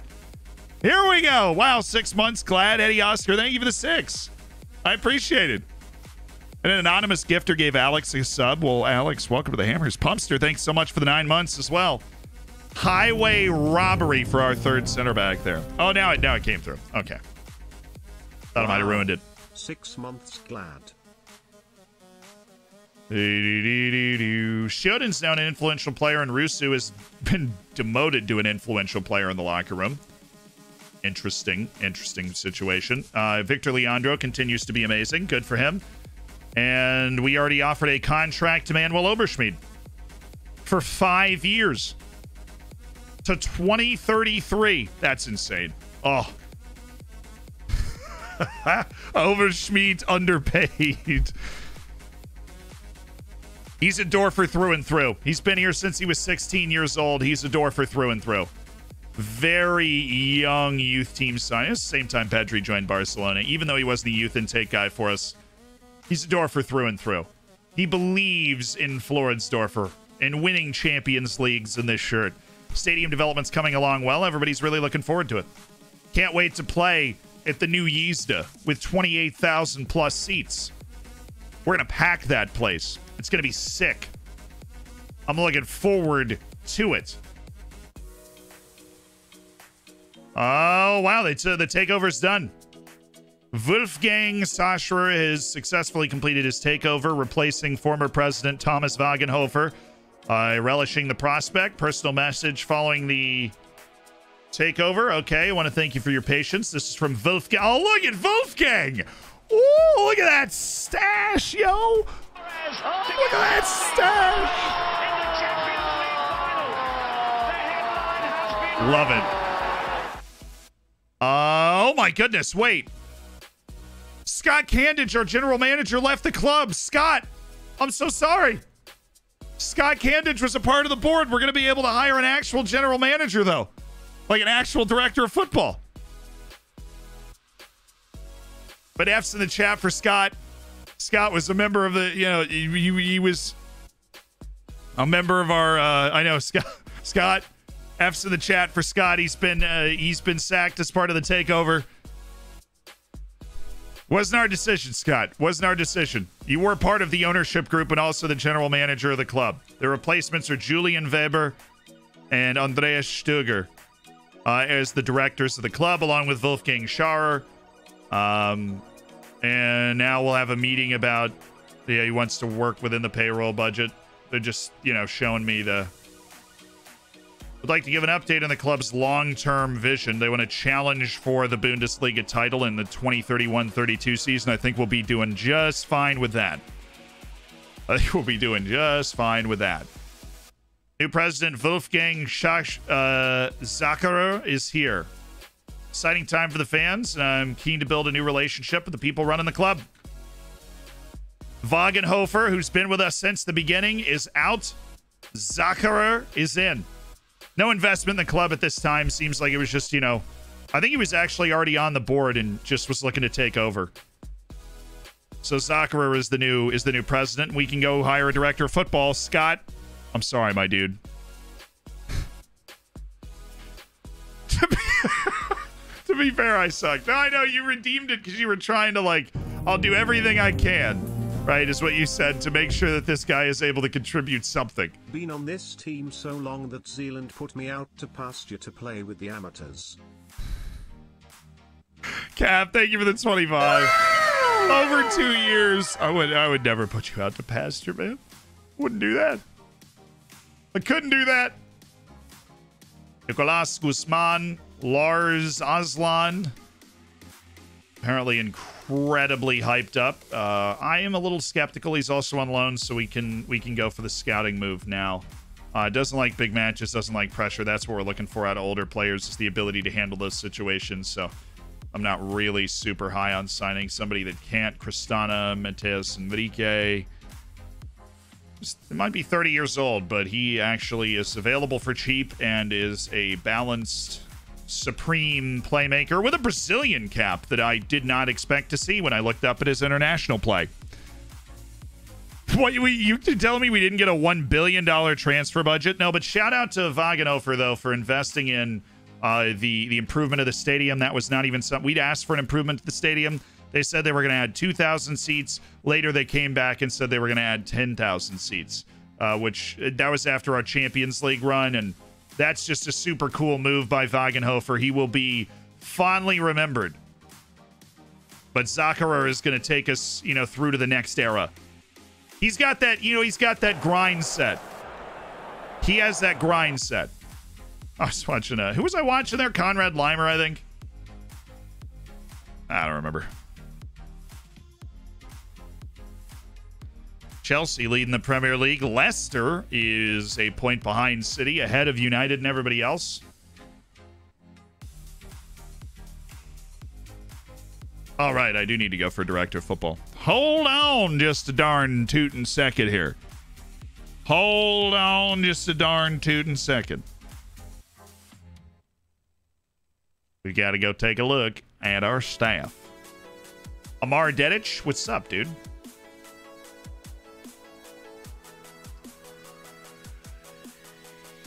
Keep an eye on him. Gus Begovic. Don't really like him. Artigas.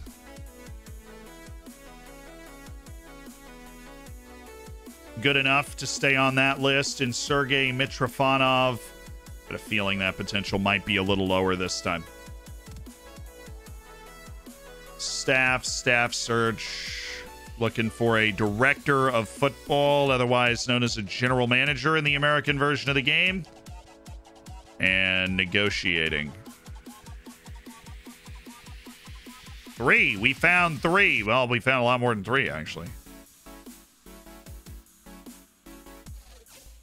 Interesting. Okay, let's take a look at all these guys. Oh, my goodness. Sultan David.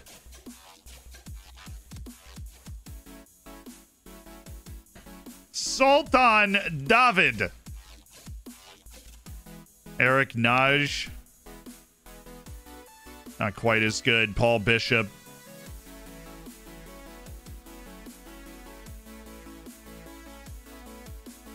Ivy Fuchner.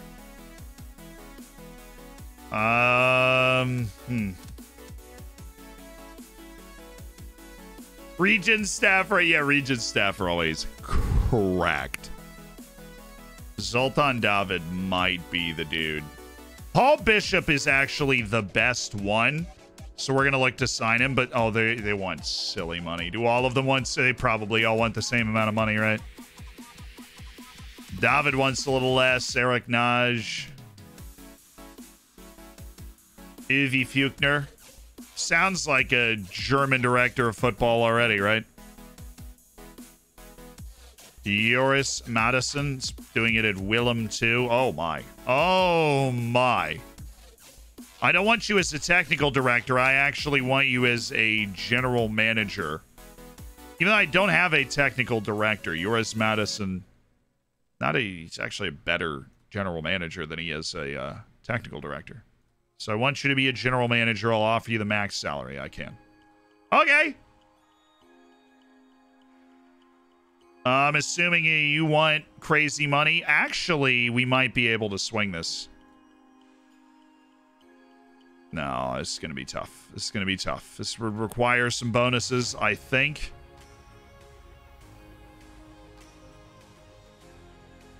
I just didn't. My heart wasn't in it. My heart wasn't in adding all of the bonuses. Konstantin Kuznetsov. Yeah, the only one available is Joris Madison. And we will get Joris Madison, and we'll see. If he wants to accept the contract with another club, then maybe we'll have to go back and go after some other people. All chastising me about recordings. That's fun. Why am I not in my Discord, though? Definitely thought I was. Okay, we got a couple Rate My Wonder kids. We're going to go do that now. And that would be for your boy Kreutzer, who is Charlton in the Discord. I'm king of the world.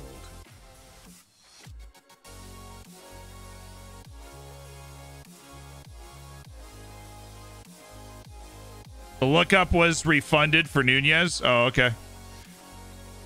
We're looking at Florent Anglais. Angua, something like that. So the coloring of the attributes is different, and that always distorts it for me in my mind, right? That always distorts it for me in my mind. It always makes players feel better than they are, right? But this is a 19-year-old Ivorian who's already got an Ivorian cap. He is a solid athlete, dangerous off the ball, Holy Trinity type player. With serious room to grow. He tries tricks. He has good size. Likes the ball played into his feet, which is interesting. And already has tries first-time shots, which is, with his first touch and technique, lethal, right? Like, he's going to be able to... He's got that Van Persie gene, right? Steering the ball into the back of the net.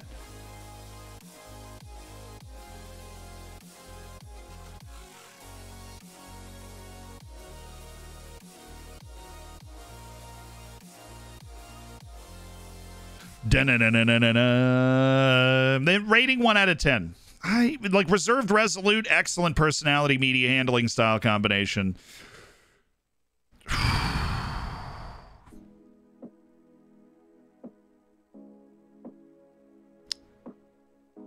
I'm gonna go with like with a 6.5 out of 10. I'm gonna go with a 6.5 out of 10. He's clearly good. He's clearly going to get better. We have the exact same birthday, which is cool. January 5th. Of course, this could also be in European order, in which case that is May 1st, and and then all of a sudden he's a 4.5 because he's not as cool because he doesn't have the same birthday. Vanderhorst is within a shout of U.S. Soccer Young Player of the Year. That'd be cool. That would be neato. Hey, did you stop getting worse? Because I want to yell at you again for your lack of development. Cool. Did you stop getting worse, you useless hunk of man meat? Unbelievable.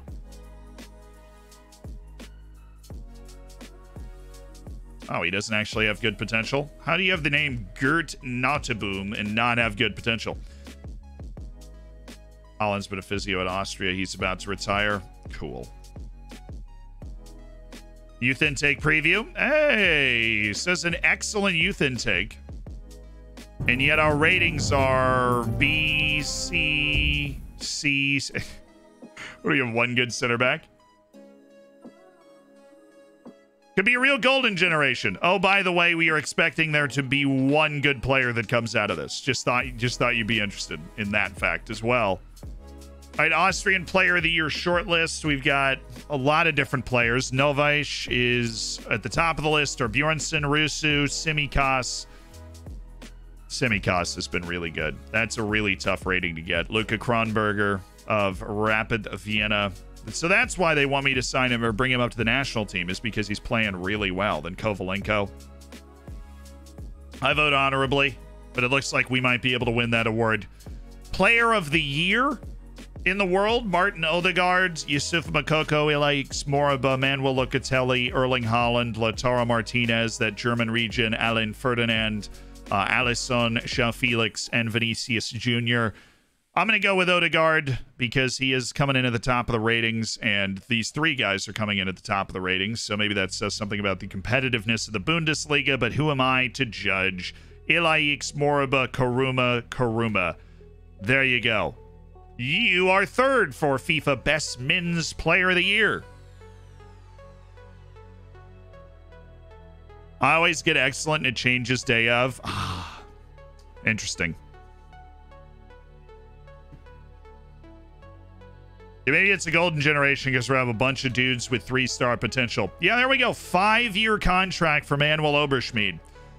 His agent should be fired. How do you let that happen, right? He's been called up to a preliminary Austrian squad. It's his first year with significant first-team involvement.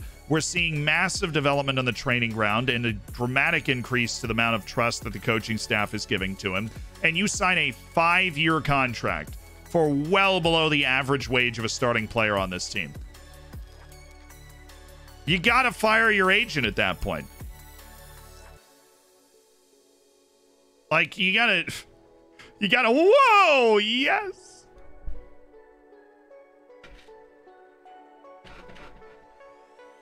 Yes.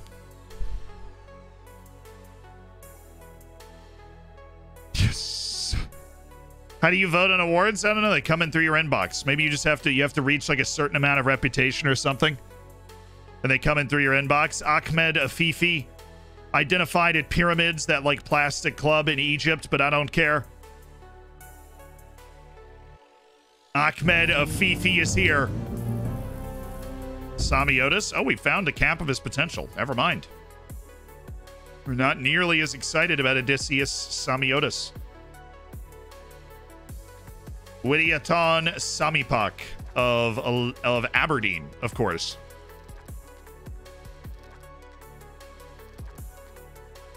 Luca Pellegrini is playing for Burnley. Didn't exactly have that one on my bingo card. And Julian Brandt is on the transfer list. Leipzig's trying to deal my boy. Julian Brandt! Yeah! And Salzburg got to play a league match and won it, trying to put a little pressure on us. But you know what? We're pretty far ahead right now, and we're not exactly feeling that super intense pressure you're trying to lay on us. But I thank you. Thank you so much. Match tactics. Yeah, that works for me. And this is match review. And this is match review. And the winter break is lording a week away. If we can get to that winter break, look at Xander Henneman. Also, look at that. We can get to that winter break on this win streak. Man, well, why? Why do we insist on this up and down, back and forth, Manuel? They're just certain people, right? And there's certain people like Novice that are just... They don't improve in massive explosions. They just steadily get better over a long period of time. That's fine. Rusu is an up and down developer. Vanderhorst was a down and then up developer. Elector Elman Zapata, I'm glad you are back in training, at least putting down a decent rating. We appreciate your effort and lack of alcoholism. That's nice. Linus Valkvist. You need to do more to not...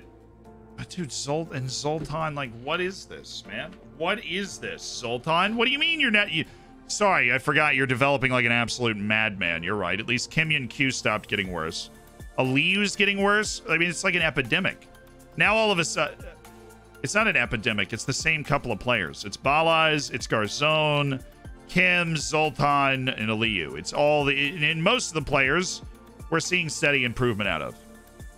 But Kim, we've never seen significant improvement out of him on the training ground. He brings his hard hat on match day in the league, but... Is there a Pharaoh coming to Vienna? There might be. He's a center back. And we are always in the market for good center backs. You know me. Challenging for you to get your players to play as well here as they did against St. Polten. We got to keep playing that way. We have to keep playing that way. Apparently our U18's coach name has been linked with bigger jobs. Well, we develop the game in general. We develop great minds around the game. Great minds around the game. Schwald Elim Solny, high value. He does kind of have high value. How much of a contract does he want? I can swing that. I mean, I doubt, right? Dang it. Okay, 250. I mean, literally give him Manuel Oberschmidt's contract. He does have value, though. He's got a 2.2 to 5 million. Okay. A recruitment meeting. Mags, Stefan Helm is the assistant coach of the youth team. Does he do a particular training?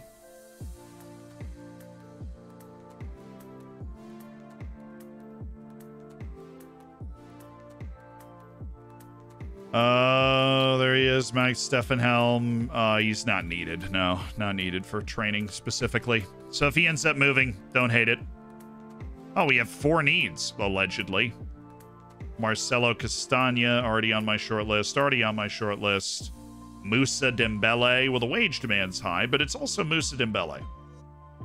And he's clearly good. All right, moving on to central midfielders. Jean-Christophe Bourgeois. Vive la France! My parents are in France right now, actually. Keep forgetting they're on their trip. Defensive midfielder. Okay. Whoa! United's got a Cypriot 18-year-old, Georgios Panagi. Okay. Ruben Nielsen. Okay. Douglas Luiz. I'll give him a chance. I'll give him a small chance. Our box-to-box midfielders. Wesley DeVos. Peter Rishka. Surprised that City signed him, because I knew that he didn't have great potential. I knew that. Okay. Now the best of the rest includes Rob Holding from Aston Villa. Damien Barnald from Lyon. Pierre Kalulu. Balling out there. Isak Samuelson. No. It's Emi Martinez. Okay. Oh, it's Emi Martinez. Oh. And Eric Asaval, but he's a goalkeeper, and like we're developing 3 goalkeepers if you count Victor Leandro. I only have so many loan moves available for goalkeepers that are just in long-term development projects.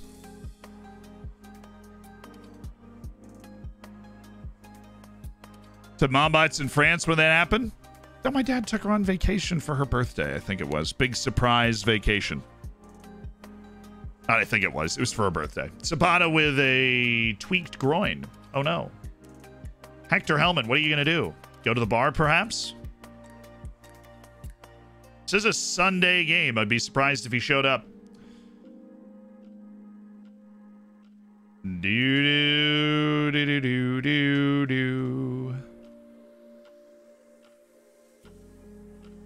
Maya Paulson and Svitkovich. Dubravko Svitkovich. No. See ya. You stream during your Europe trip this summer. I might do an IRL stream or two while I'm going to TwitchCon. Not like at TwitchCon, but, you know, from England before. Sabata tweaked his groin at the bar. He actually went for a split. Andy Bernard style went in for the split, and it all went wrong.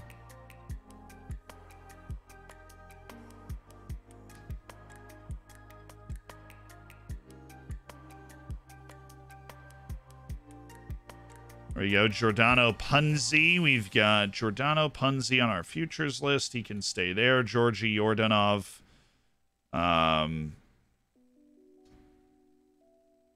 Actually, you know what?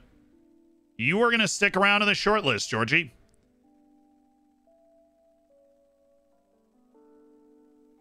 These were misplaced. Do you think Feyenoord can beat Roma? Absolutely. I think Roma's going to win, but I think Feyenoord can beat them. Yo, we got Joris Madison. Our general manager is in place. The Dutchman, Joris Madison. Hired on. A new era. A new era at Floridsdorfer AC. Dr. Toos, thank you for the prime as well. So we have another player, another rate your player, if I remember. And Mr. Choke has decided that he is going to be hired as the new GM. Scott, unfortunately, Mr. Choke redeemed that 15 minutes ago. Scott was holding it. But unfortunately, it was redeemed 15 minutes ago. That's tough. That's a really tough day for Scott. That's a really tough day for Scott. Problems. Let's see if I can find you here. There you go. Okay, so problems redeemed to rate your player. Here we are, Sebastian Schubert, a 22-year-old German who hasn't made it into the German national team despite being a world-class attacking midfielder. So we've got the personality of resolute, which is good. Tries killer balls often. Long-range free kicks. Tries to play way out of trouble, which, you know, given their overall brilliant ability, that's a good idea. Very athletic. A solid goal scorer. Elite intelligence and creativity. And just a great player. I mean, this is one of those wonder kids where you're like, okay, this is the dude, right? Like, this is the dude. Thoughts on any traits for him? Playing him as a Metsala on attack. So I think long-range free kicks may be a waste of current ability space.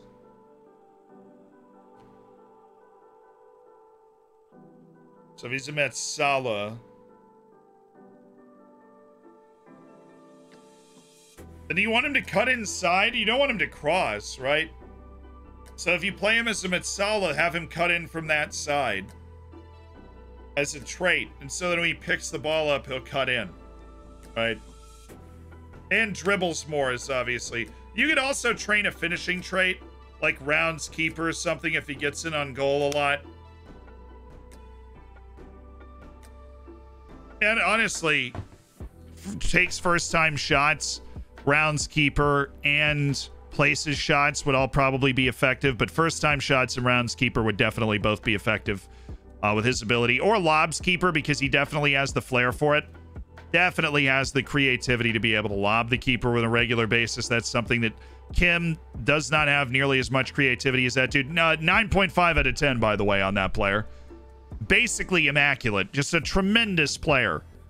That is, even though he is about as good as he could be. Lazio and Barcelona. It's a fun match between two of my best national team players. So we will be in attendance. But yeah, as for traits, that's what I would go with.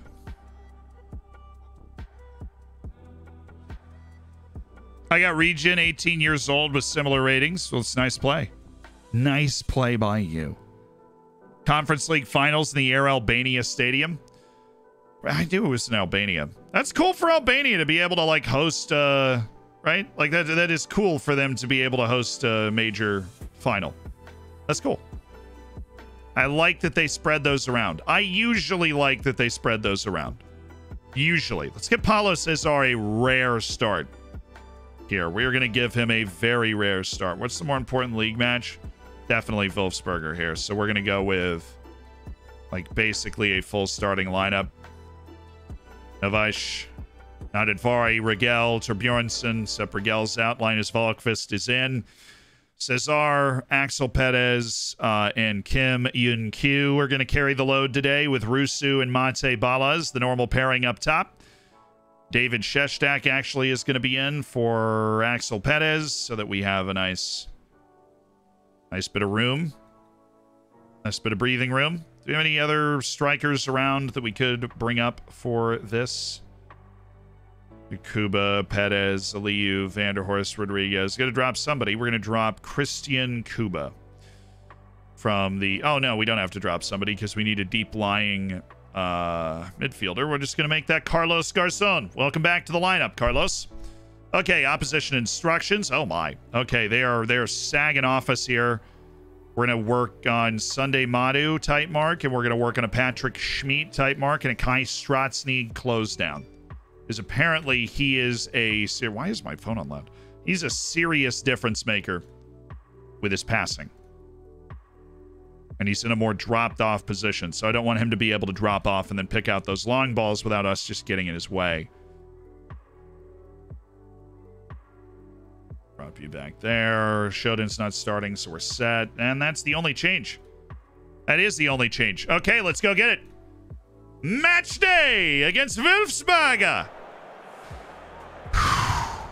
Expect nothing but a win from this match. Keep our run going. Shestak's apprehensive, so we're going to take the pressure off today.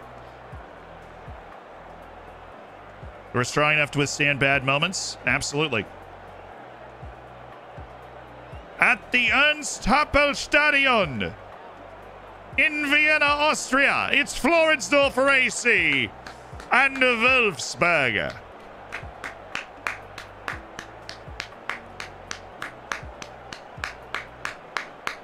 Do you follow the general rule of tight marking for goal scorers and closing down for pass makers? No, Frontier. I think tight marking goal scorers that are faster than you just creates more space for them to run into, right? And I think closing down players that are able to beat you off the dribble is a dangerous precedent, right? And so that rule of thumb is not something that I adhere to.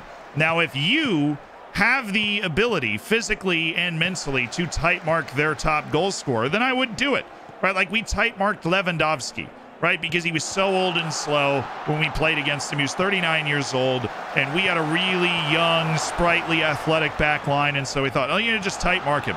Make him earn his way up the field. And that ended up working. He didn't score on us for either of the matches and didn't really have an obvious chance. So in that type of situation, yes. Or when they have a distributor like Stratsny, that we're just more athletic than. Right? Like, he's not going to dribble by us. He's not going to be able to dribble through our midfield if we close him down. And I don't think it's going to open up any obvious holes in our defense if we close him down because we are also narrow. We defend inside out, and they're playing inside out. Ooh, Shestak. Ooh, Kim Yun-Kyu. Nadadvari. Oh, thought he was going to go like first time there. Kim Balas! Oh.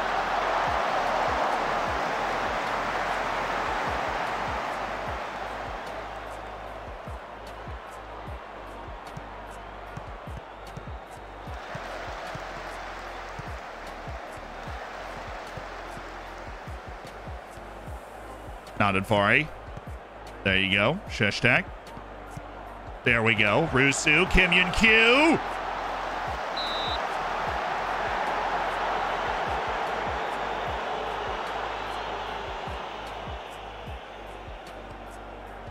That is Sunday Madu. Yes, he is loaned out to Wolfsberger this season. Second year for him, loaned out to another top-flight team. So I gave him a new contract. I'm like, eventually, Sunday Madu's got to be valuable. Here he goes. Sunday Ma. Oh, he just got owned by the old man Linus Volkvist. Just had him for lunch.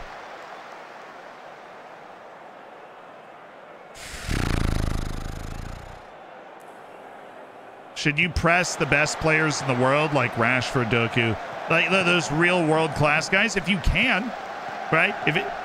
Two rules to pressing, right? Are they going to blow by you? Which in the case of Jeremy Doku, probably, right? Is somebody like Jeremy Doku much more likely to not close them down, right? I want him to have to make the incisive pass or to have to score around me, right? He is much more dangerous if I come towards him and then he's able to run by me easier. You want to stay on your feet. You want to sag off of him. It's a principle that I learned in basketball, honestly, that I've translated to Football Manager. And that is that, you know, look, if a guy is really good at running by you, back off him a little bit. Right? If he's really good at going by you, back off. Make him shoot the ball over you. Give yourself more of an ability to stop that dribble. So I do that from time to time. Like if they have a really good dribbler that I don't think is a great passer or scorer, nice play. Nice play.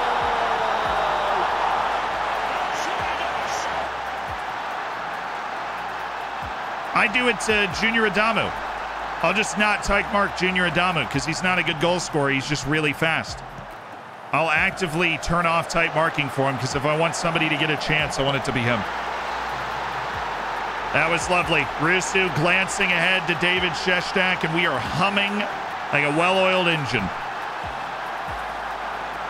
The Ernst Toppel Stadion is just watching us absolutely dominate in the Austrian league. Oh, I don't like Konkurt. I don't like Konkurt. I don't like Konkurt.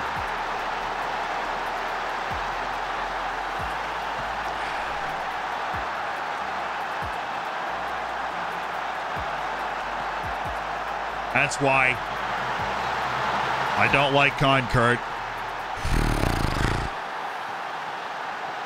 Go, David Sheshtak. David Sheshtak is actually kind of on a heater right now. He's kind of playing really well. And we are giving him the playing time because that is what he hath asked for. Nadadvari. Oh. We're there. Novish. Oh, Balas, what a touch! Oh my goodness, what a goal!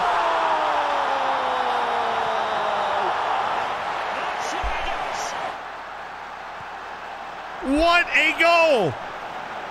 What a player. What a goal and what a player. Mate Balas has taken over on this stream.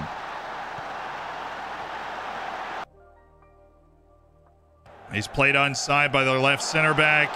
Takes the touch, gets around their defender. Takes his time, finds a little hole to tuck it to bed near post, and it's 2-1. Dunkert's free kick, and their only shot that apparently had a .47 XG. Yeah, we've been good so far. We seem nervous right now instead of complacent. So I'm just going to go in and praise them and say, you know what? We're up 2-1. That's good work.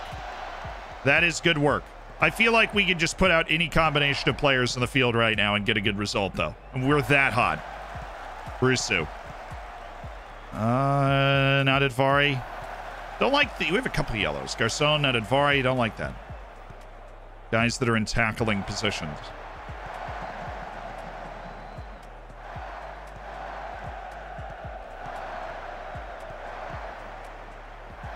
Textbook.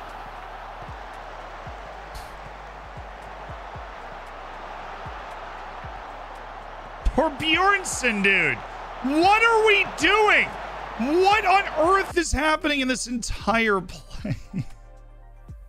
We lose the ball. Torbjornsson has this dead to rights and it skips off his knee. And then Novaish decides that it's better for both of them to defend the other guy than pick up Baribo, who's just like every single wrong thing happened at the same time. Yeah, okay, we've got two defenders and two offensive players. Logic dictates we need two guys defending the farther away offensive player. That is what logic dictates. Sheshtak. Ooh, that's a really good pass by David Sheshtak. And Rusu! Oh, baby!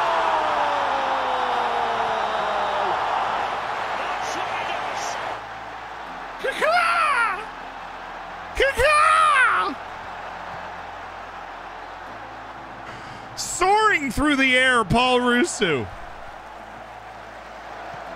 He blasted that.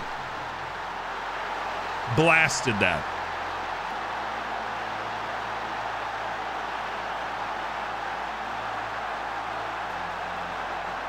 Subs. We are up multiple goals, so I feel okay going with Igor Sudin. And Fernando Novash is gonna be a little tired for our match against Lugano, but do we really need to go full first team against Lugano? I guess we get a check when we win in the Europa League, right? We get a check. So we're playing for like $1 million. Ooh, Rusu. Pauly Rusu.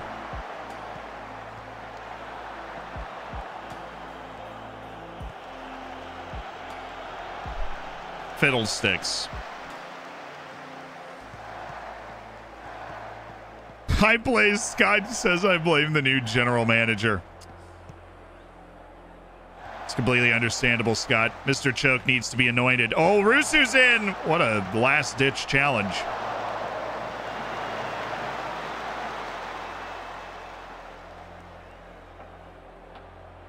Linus Volkfist playing that firm 6.5. Kim, just go for it.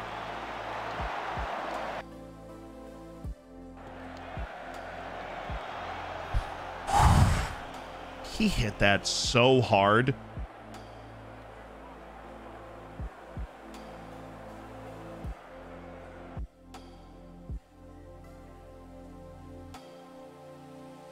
Give me Joshua Aliu, please. Actually, do we have anybody that can play this defense? Yeah, give me Adrian Rodriguez. See the game out. I don't want Garcon to exacerbate his injury. Give me Augustine. Jay, thank you for the 3. Congrats on cooking your bacon.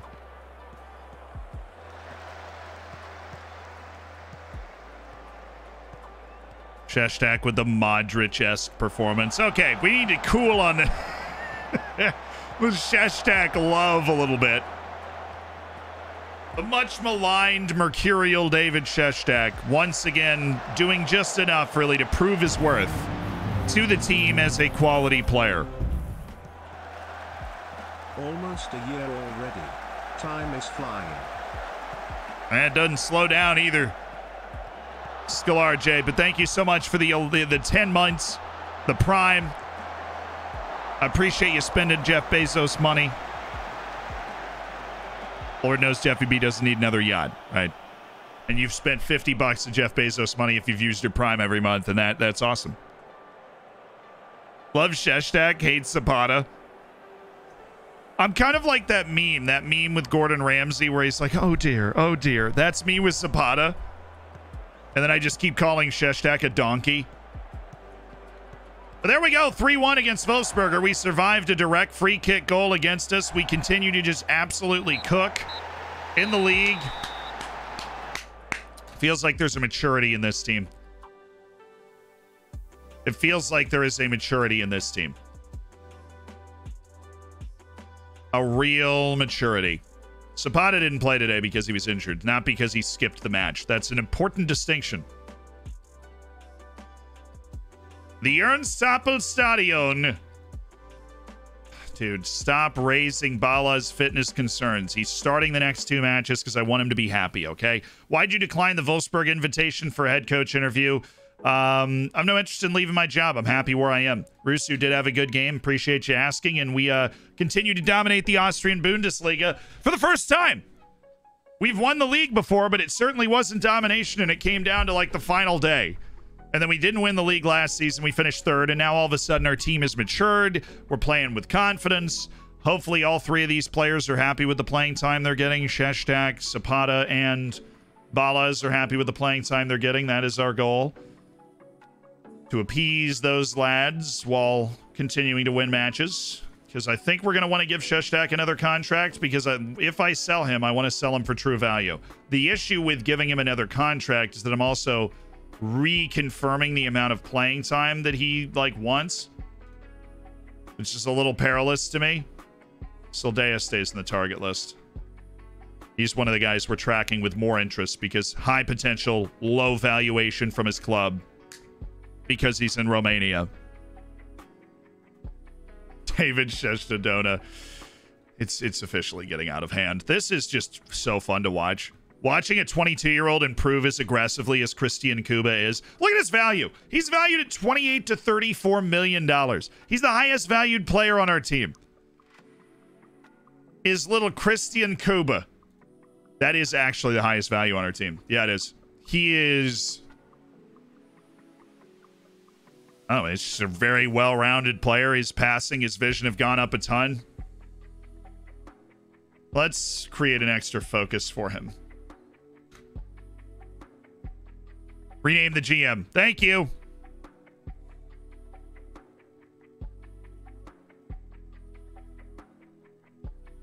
So our new general manager. New general manager, Joris Madison. No, it's actually not his name. Our new general manager is Mr. Choke. Welcome to the staff. Now get to negotiating. We got a lot of work to do. Hurry it up.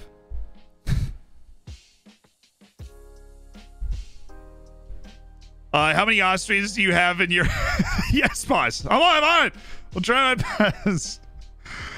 Oh, Madison, thank you so much for the Prime. Welcome to the Hammers. Yeah, I have one Austrian in my first team. Now, I want to have more. You know, we want to eventually sign, like, all the best Austrians for ourselves and all that stuff. But... not right now. Right now, it's about getting to a point that we look like we might have just reached. Right? Oh, we lost Mag Stepanelm. Our U18's assistant coach just became the coach at Amstetten. Oh, Kim Yun-Kyu actually has, I think, serious adaptability issues. He only speaks basic German after his first course. That's not good. And I feel like he took longer than people normally do with the first course, which is obviously also not good. And that could contribute to why he's not actually developing well, because he's just not.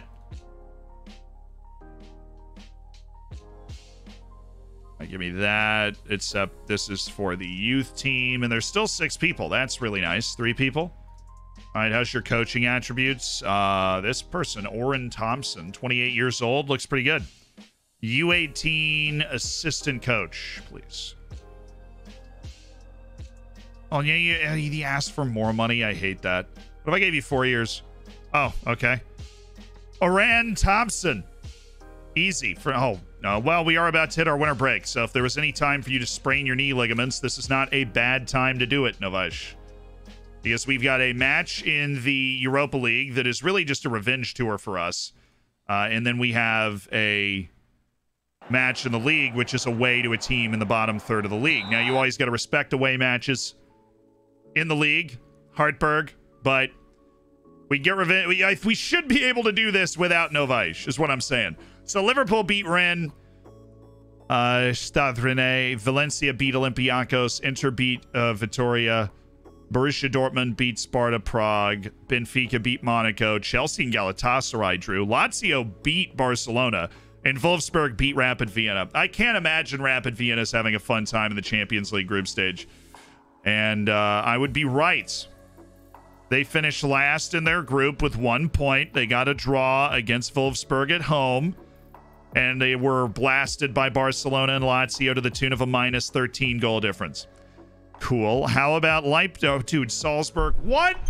I am playing with a bunch of melons. Melons. Salzburg's on 0. They don't have a point. Zenit's about to get into the round of 16, though. So Liverpool and Valencia are through. Inter and Dortmund are through. Chelsea and Galatasaray, with that draw, pulls itself into the knockout stages. And then Barcelona and Lazio, of course. Lazio with the big win. but they were already guaranteed through and guaranteed in second place by the time they got to the last match day. So today is going to be the last match day for... Oh, he stays in the targets. Mabi. And Zaidu Sanusi.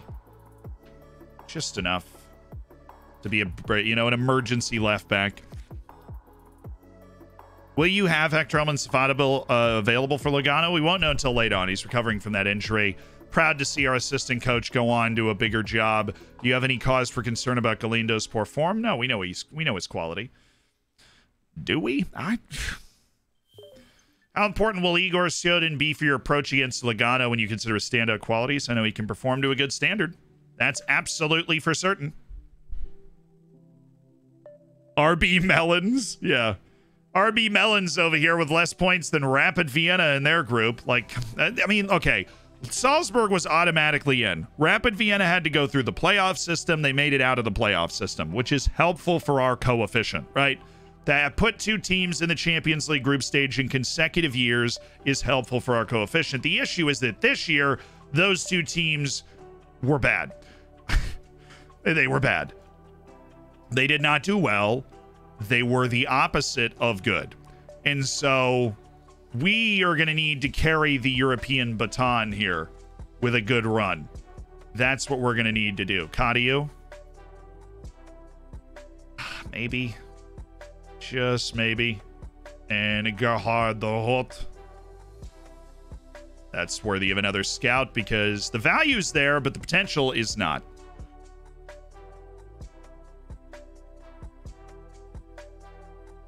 I heard there was a takeover. There was a takeover. Totally fine. Some other member of the board just bought out like a controlling stake. Zuckerer. Wolfgang Zuckerer. Oh, wow. Ajax, big ol' win. We didn't get a Champions League update the second time around. That's disappointing. Mitrofanov confirmed that his potential is dipped, and that's all we needed to see. And let's take a look at the Champions League and the other set of matches. Oh, Salzburg got a point. Would you look at that? They got 1 point in the last match at home against Zenit. But they did manage to not win against the 10 men of Zenit. Real Sociedad and PSG drew, and I believe that puts Real Sociedad through. Zenit with a win would have gone through to the knockout stages. Stinks for them. Bayern and United. Milan beat City 5-1.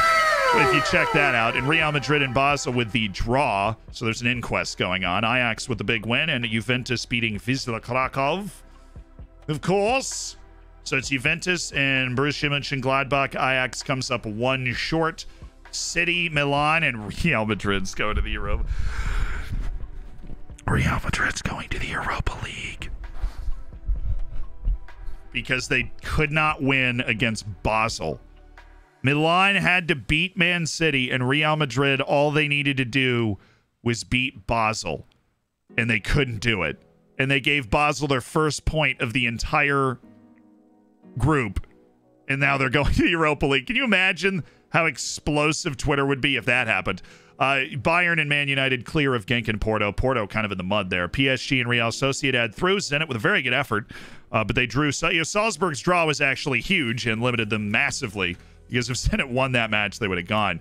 So Nadavari was suspended, and Novaes ended up getting hurt anyways, despite us kind of trying to baby him. So Zapata is in. Christian Kuba is in. Okay. Joshua Aliyu gets the start. Owen Vanderhorst gets the start. Igor Sodin gets the start. Manuel Obersmeed gets the start. And do we need to rotate? I'm gonna rotate a little bit. I am legitimately gonna rotate a little bit. Since I've started watching your Floridsdorfer save, I've always been playing them in friendlies when I go to Austria. That's awesome. That is fun. Rusu, Balaz, Kuba, Vanderhorst, Aliyu, Zapata, Sudin, Oberschmied, Torbjornsson, Tan Rogel, Victor Leandro. We are playing at home against Lugano. They are the worst team in the group, but they're also the only team that took points off us. We drew them 2-2 in Switzerland. And at the time, we were sitting there like, I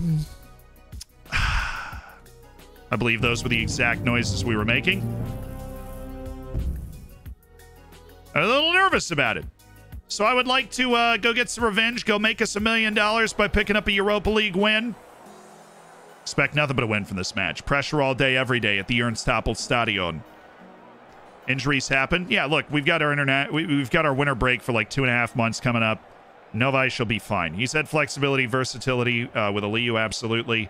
Garzon, you know, he's still working his way back from injury. We're not going to start him every day. Hector Helman Zapata's definitely a guy who, when he's here, when he wants to play, we want to have on the field, and that's it. Buy some Canadian lads. We actually have had a couple Canadians in this save, but there's none on the team right now. Jakaitis, thank you for the 7. That means a lot. And Waffle Launcher, thank you for the 6 months. Like, oh, I read that way. That's fun. Sky Cobra, thanks for the 6. Sam Thompson, thank you for the 7. Here we go. Our final Europa League group stage match. I hope ever, honestly, right? The way our team is playing, you got to hope that maybe this is our last Europa League group stage match ever. But you never know. Those Champions League groups can make you play for third pretty quick if you get a tough draw. But then we wouldn't be in the group stage, I suppose.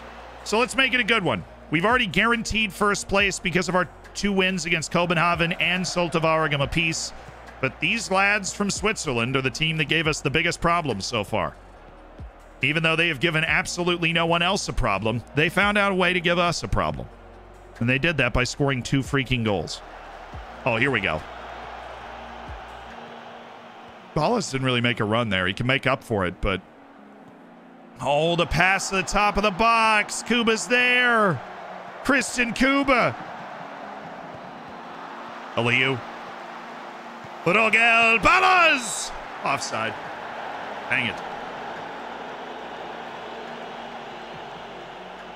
Hopefully, yeah, look, I really do think, especially winning the group, right? You remove that first round of matches against the third place Champions League teams, which obviously include Real Madrid, right? And I like, you know, we get one less round against potentially tough opponents. So that we'll be starting in the round of 16 in the Europa League with our group stage win. That's huge. Oh, Kuba picking up just a little bit of a tweak. This is why we have quality and depth. We've got options to bring on for Christian Kuba, and we'll just rest him in the next match as well and send him healthy on into the winter break. Come here. Come hither! Nice. Zapata read that like a book. Ballas, good turn. Unlocks it for Brusu, who took maybe the worst 2 touches in the history of the sport. Ballas, Rusu, that was better.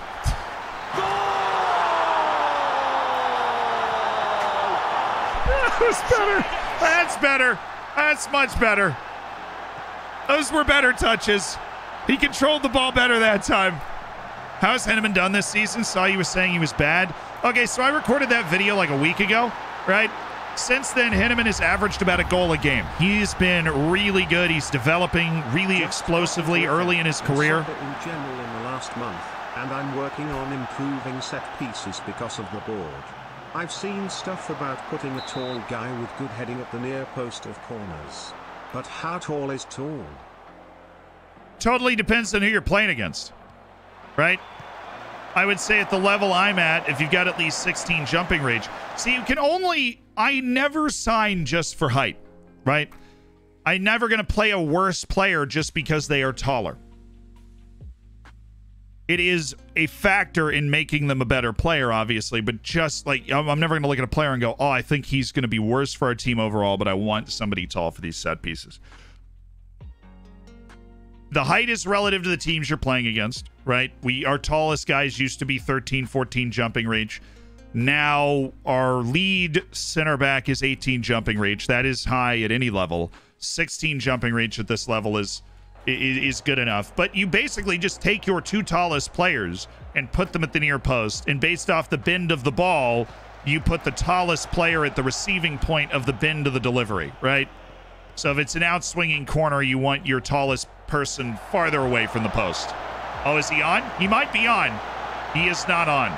He did not get back on side. That is a shame.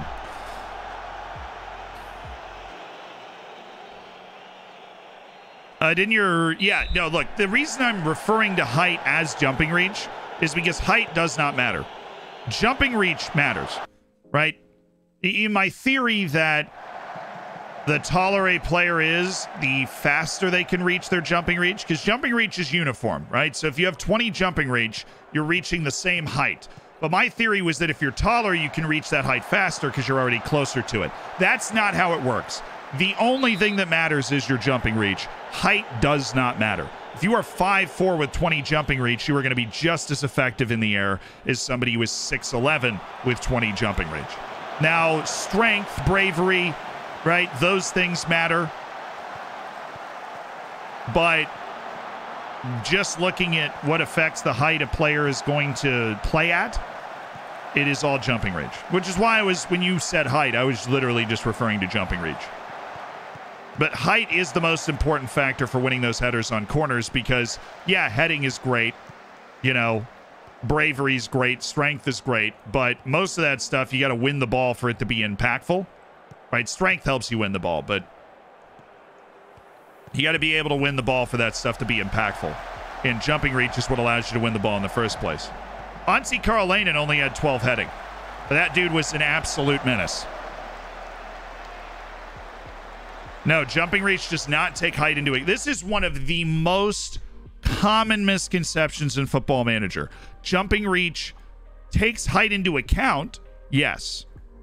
That is a correct statement. Like a dude that is 6'5" is usually going to have a much higher jumping reach because he is taller.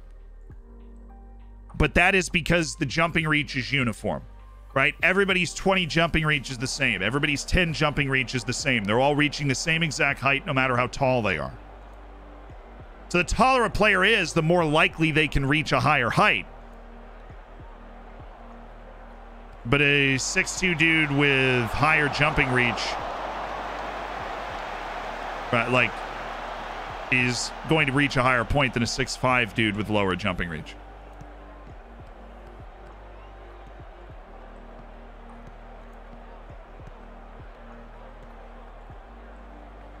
Russo? Earth to Paul Russo? Are we pivoting back towards the point here? I don't know. Aliyu, Russo. Ay.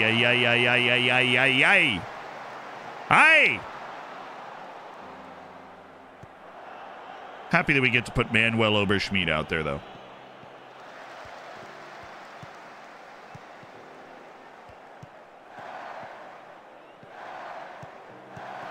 Oh, yeah! There we go! Paulie!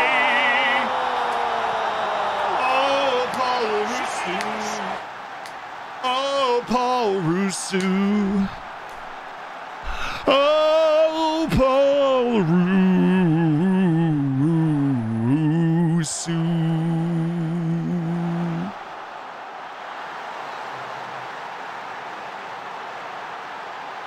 Thank you, Paulie. We want to put $1 million in the company bank account today, and we need to do that by beating Lugano. I'm going to make a halftime substitution. Balaz for Henneman. So that Balaz doesn't blow out something while he plays in the last match, because his fatigue is an issue right now. I haven't had an audio glitch in a while.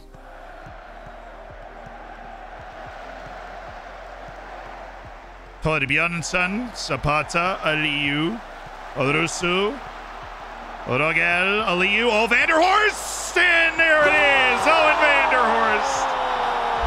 That's got to be, you know, we're putting nails in the coffin right here.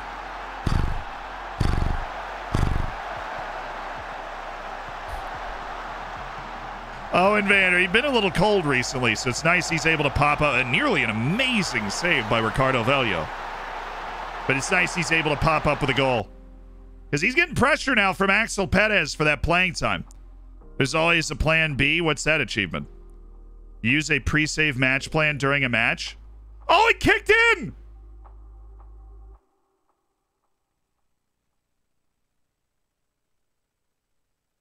The match plan works! It works!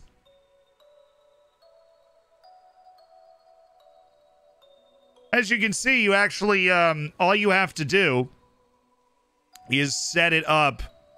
All you have to do is set it up and hit use it for the next match, and then it will apply for every match, right? But the one thing I would say beware of is this didn't kick in the last match when we were up by 3+ goals because we had also allowed a goal. So I think our two different match plans were kind of canceling each other out there. But this is a great way to remind yourself to try and kill off a game and those sorts of things right here. I mean, it does work. And it works. And to help out everybody's laziness, you can set up these different match plans and then just click the thing at the bottom once and it will apply every single time.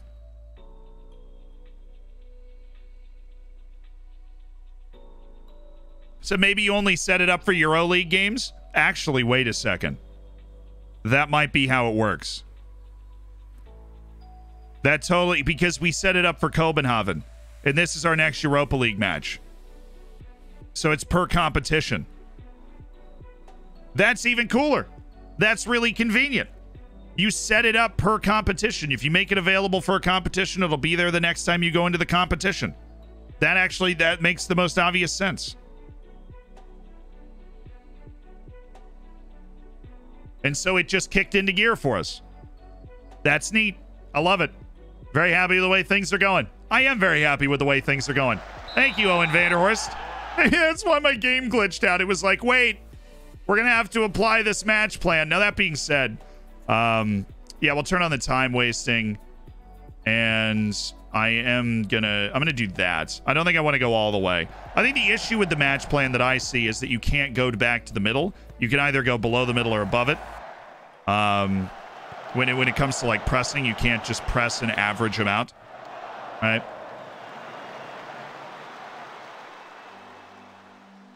A feature in the game works. Let's go, baby! Match plan all over the place. Let's check out potential substitutions. We got Christian Kuba.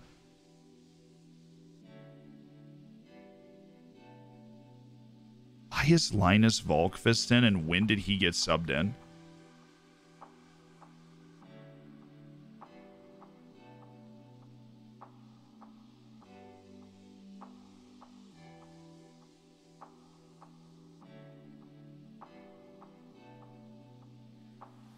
Why? Like, why is he? I'm not going to take off Paulez now because I don't.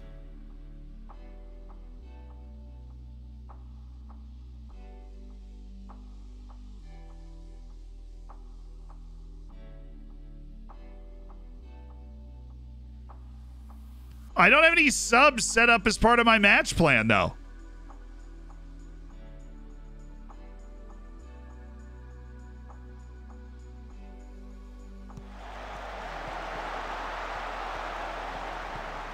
I don't have any subs set up as part of my match plan. That's disturbing. When did it happen? When, like, can I get the match rundown here? Get out of the way. Notable events.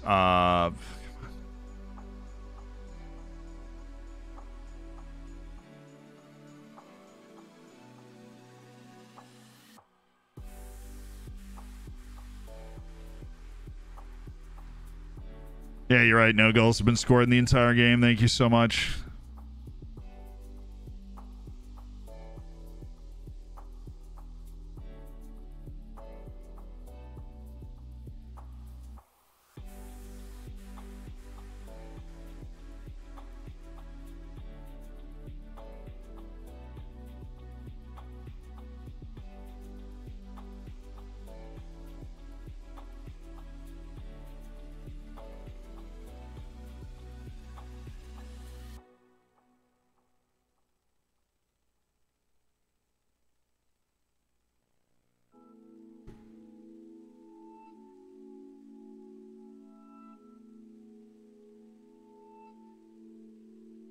The 34th minute.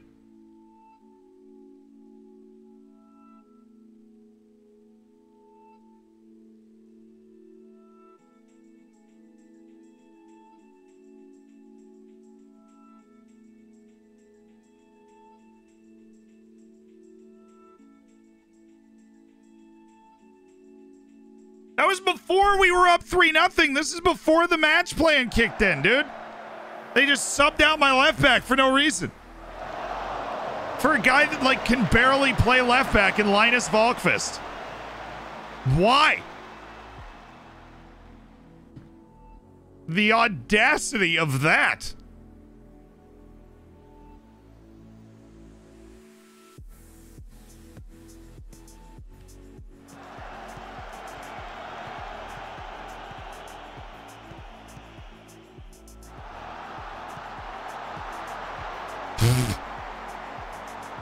Clean sheet for Leandro, just how he drew it up.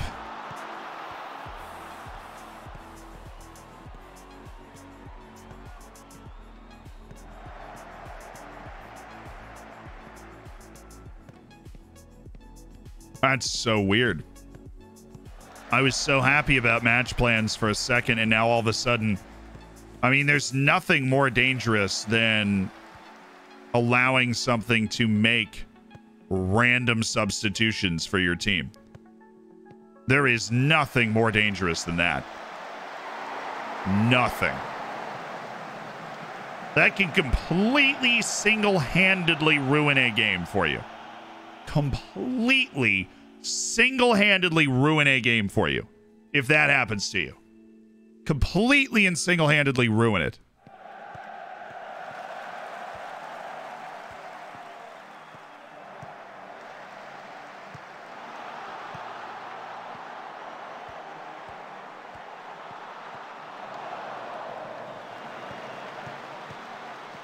And it's got to be because of the match plan.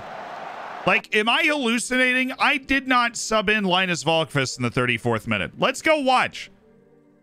I want to make absolutely sure, because if I didn't, then we're basically just sitting on monster proof that match plans are just borked.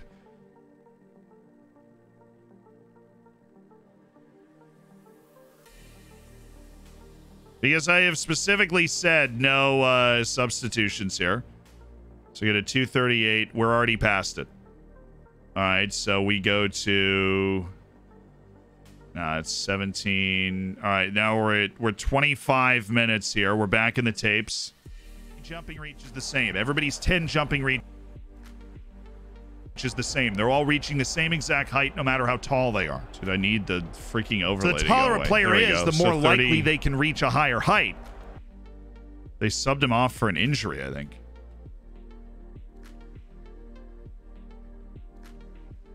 You got to be able to win the ball for that stuff to be impactful. And jumping reach is what allows you to win the ball in the first place. Ansi Karolainen only had 12 heading. All right, so let's watch this. From what we just saw, this just like keeps going. So I'm going to mute myself because obviously I don't notice it. All right, so we're zipping, zipping, zipping, zipping, zipping, zipping, zipping.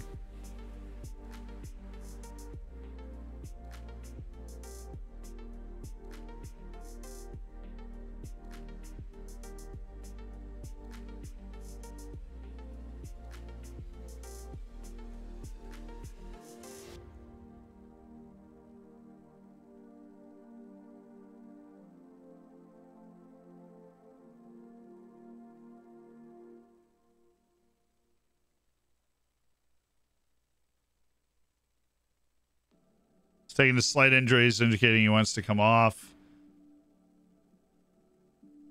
I think they literally just made the substitute. Yeah, they just... I think they're... Either they just made it or they're just about to make it. Yeah, and then it just came through that was the substitution we made. Okay, so that means that when a player gets injured, that player is going to be subbed off. Even if... That, I think, is a glitch. I find that particularly annoying. Not to mention the audio glitch that we are currently suffering from. Right? That we'll see if the, the old trick fixes it. No. Okay, cool. Cool. Yeah, I always say when you break a game, break the whole thing at once.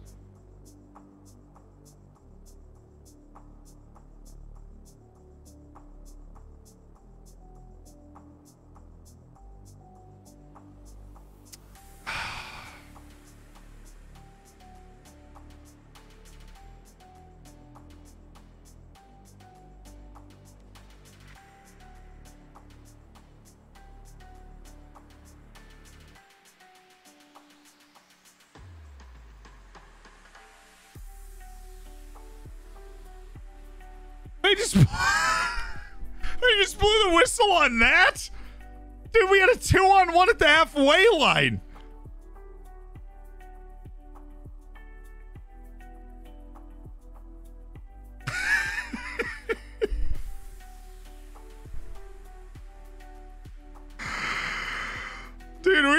were in on goal, and he was like, nah, fam. Nah, we're good. We are good. Ulrich, excellent work, my dude. Gotta stay focused. Gotta stay focused.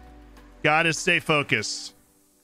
Gotta stay focused. Nice win. 16 points of possible 18. Salt of Oregon is able to pull out the draw. Oh, an 88th minute goal. An 88th minute goal for Salt of Oregon to cinch a draw with Copenhagen and send themselves through to the Europa League knockout stage. Big moments for the Belgians. Sjoden was actually, I mean, it said he was fine. Wicked nasty match there with the two injuries. Torbjornsen and Ballas. We'll rest Torbjornsen.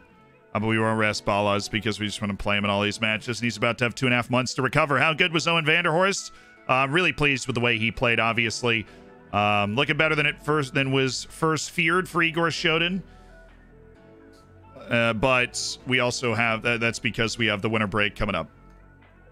Okay, so the final word on match plans is that they do work, but they also allow your assistant manager, even if you specify them, to make no proactive tactical subs, which, of course, when you go into the match plan here, you do have scenarios, right?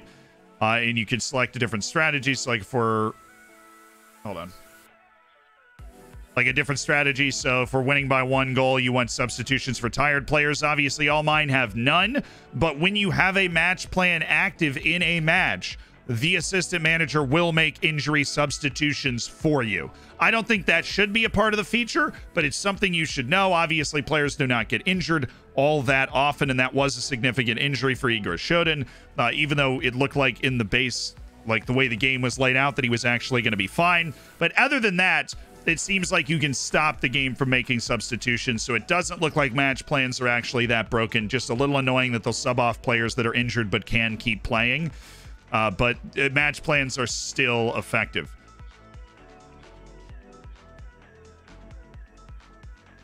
There you go.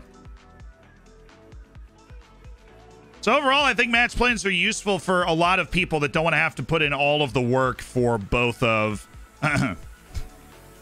So overall, I feel like match plans are useful for people that don't want to have to put in all of the work when it comes to handling the in-match tweaks or remembering to do all of these different in-match tweaks that you like, or perhaps you just like simulating games, in which place match plans are very, very, very effective for you.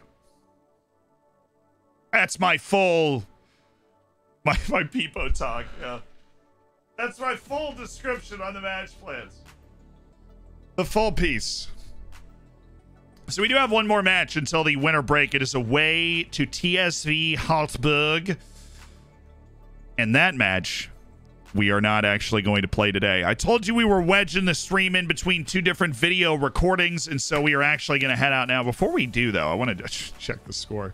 Roma, somebody said was it Zaniolo scored, so Roma is up 1-0 in the final against Feyenoord. So that's good for them, but we will save the Florisdorfer file. And then we got another video. Yep. We'll see y'all soon, though. So don't worry about it. I can't believe he's done this. It is rating time. You know what time it is. It is rating time. Even if you're about to head off and watch the match, it's halftime. Don't worry about it. You've got an opportunity to go make somebody's day and be a part of the Hammers just bombing in on somebody. That's what we're going to do now. And I am feeling a raid on Kegman. I haven't seen Keg on in a little bit. So we're going to raid Kegman. Opportunity to stick around, make somebody's day. That's what we love to do here. Let's freaking do it. Okay. But I'll see you guys soon. If you haven't checked out the video that came out this morning, my favorite tactic explained. Hopefully it's a very insightful video for you guys. It's one that's got great animations. I think it's great work from the team overall. Enjoy that. Of course, no network save tomorrow. A couple of us have different things, and so it's just not going to be able to go on. But I will definitely, eyes on the schedule updates for when we're able to fit a stream in. And we're back to making super awesome videos and loving the Floridsdorf-ing. Because guess what? We're top of the league by 7 freaking points. We're top of our Europa League group. We're in the Cup quarterfinals. We are accomplishing everything we could possibly want. We have won all matches but 2 the entire season, and those were draws in the first 4 games of the year against Austria, Vienna, and Salzburg. We are rocking. All right, I'll see you. Have a great rest of your day. Have fun with Keg. Get a copy pasta going. Get a copy pasta going. Come on now. Come on now. We're going for the treble. That's what I'm freaking talking about.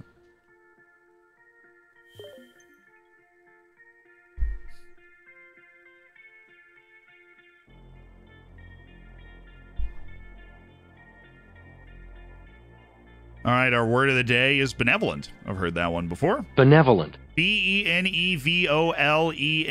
Benevolent means kind and generous, or less commonly organized for the purpose of doing good. The event's reception was courtesy of a benevolent anonymous donor.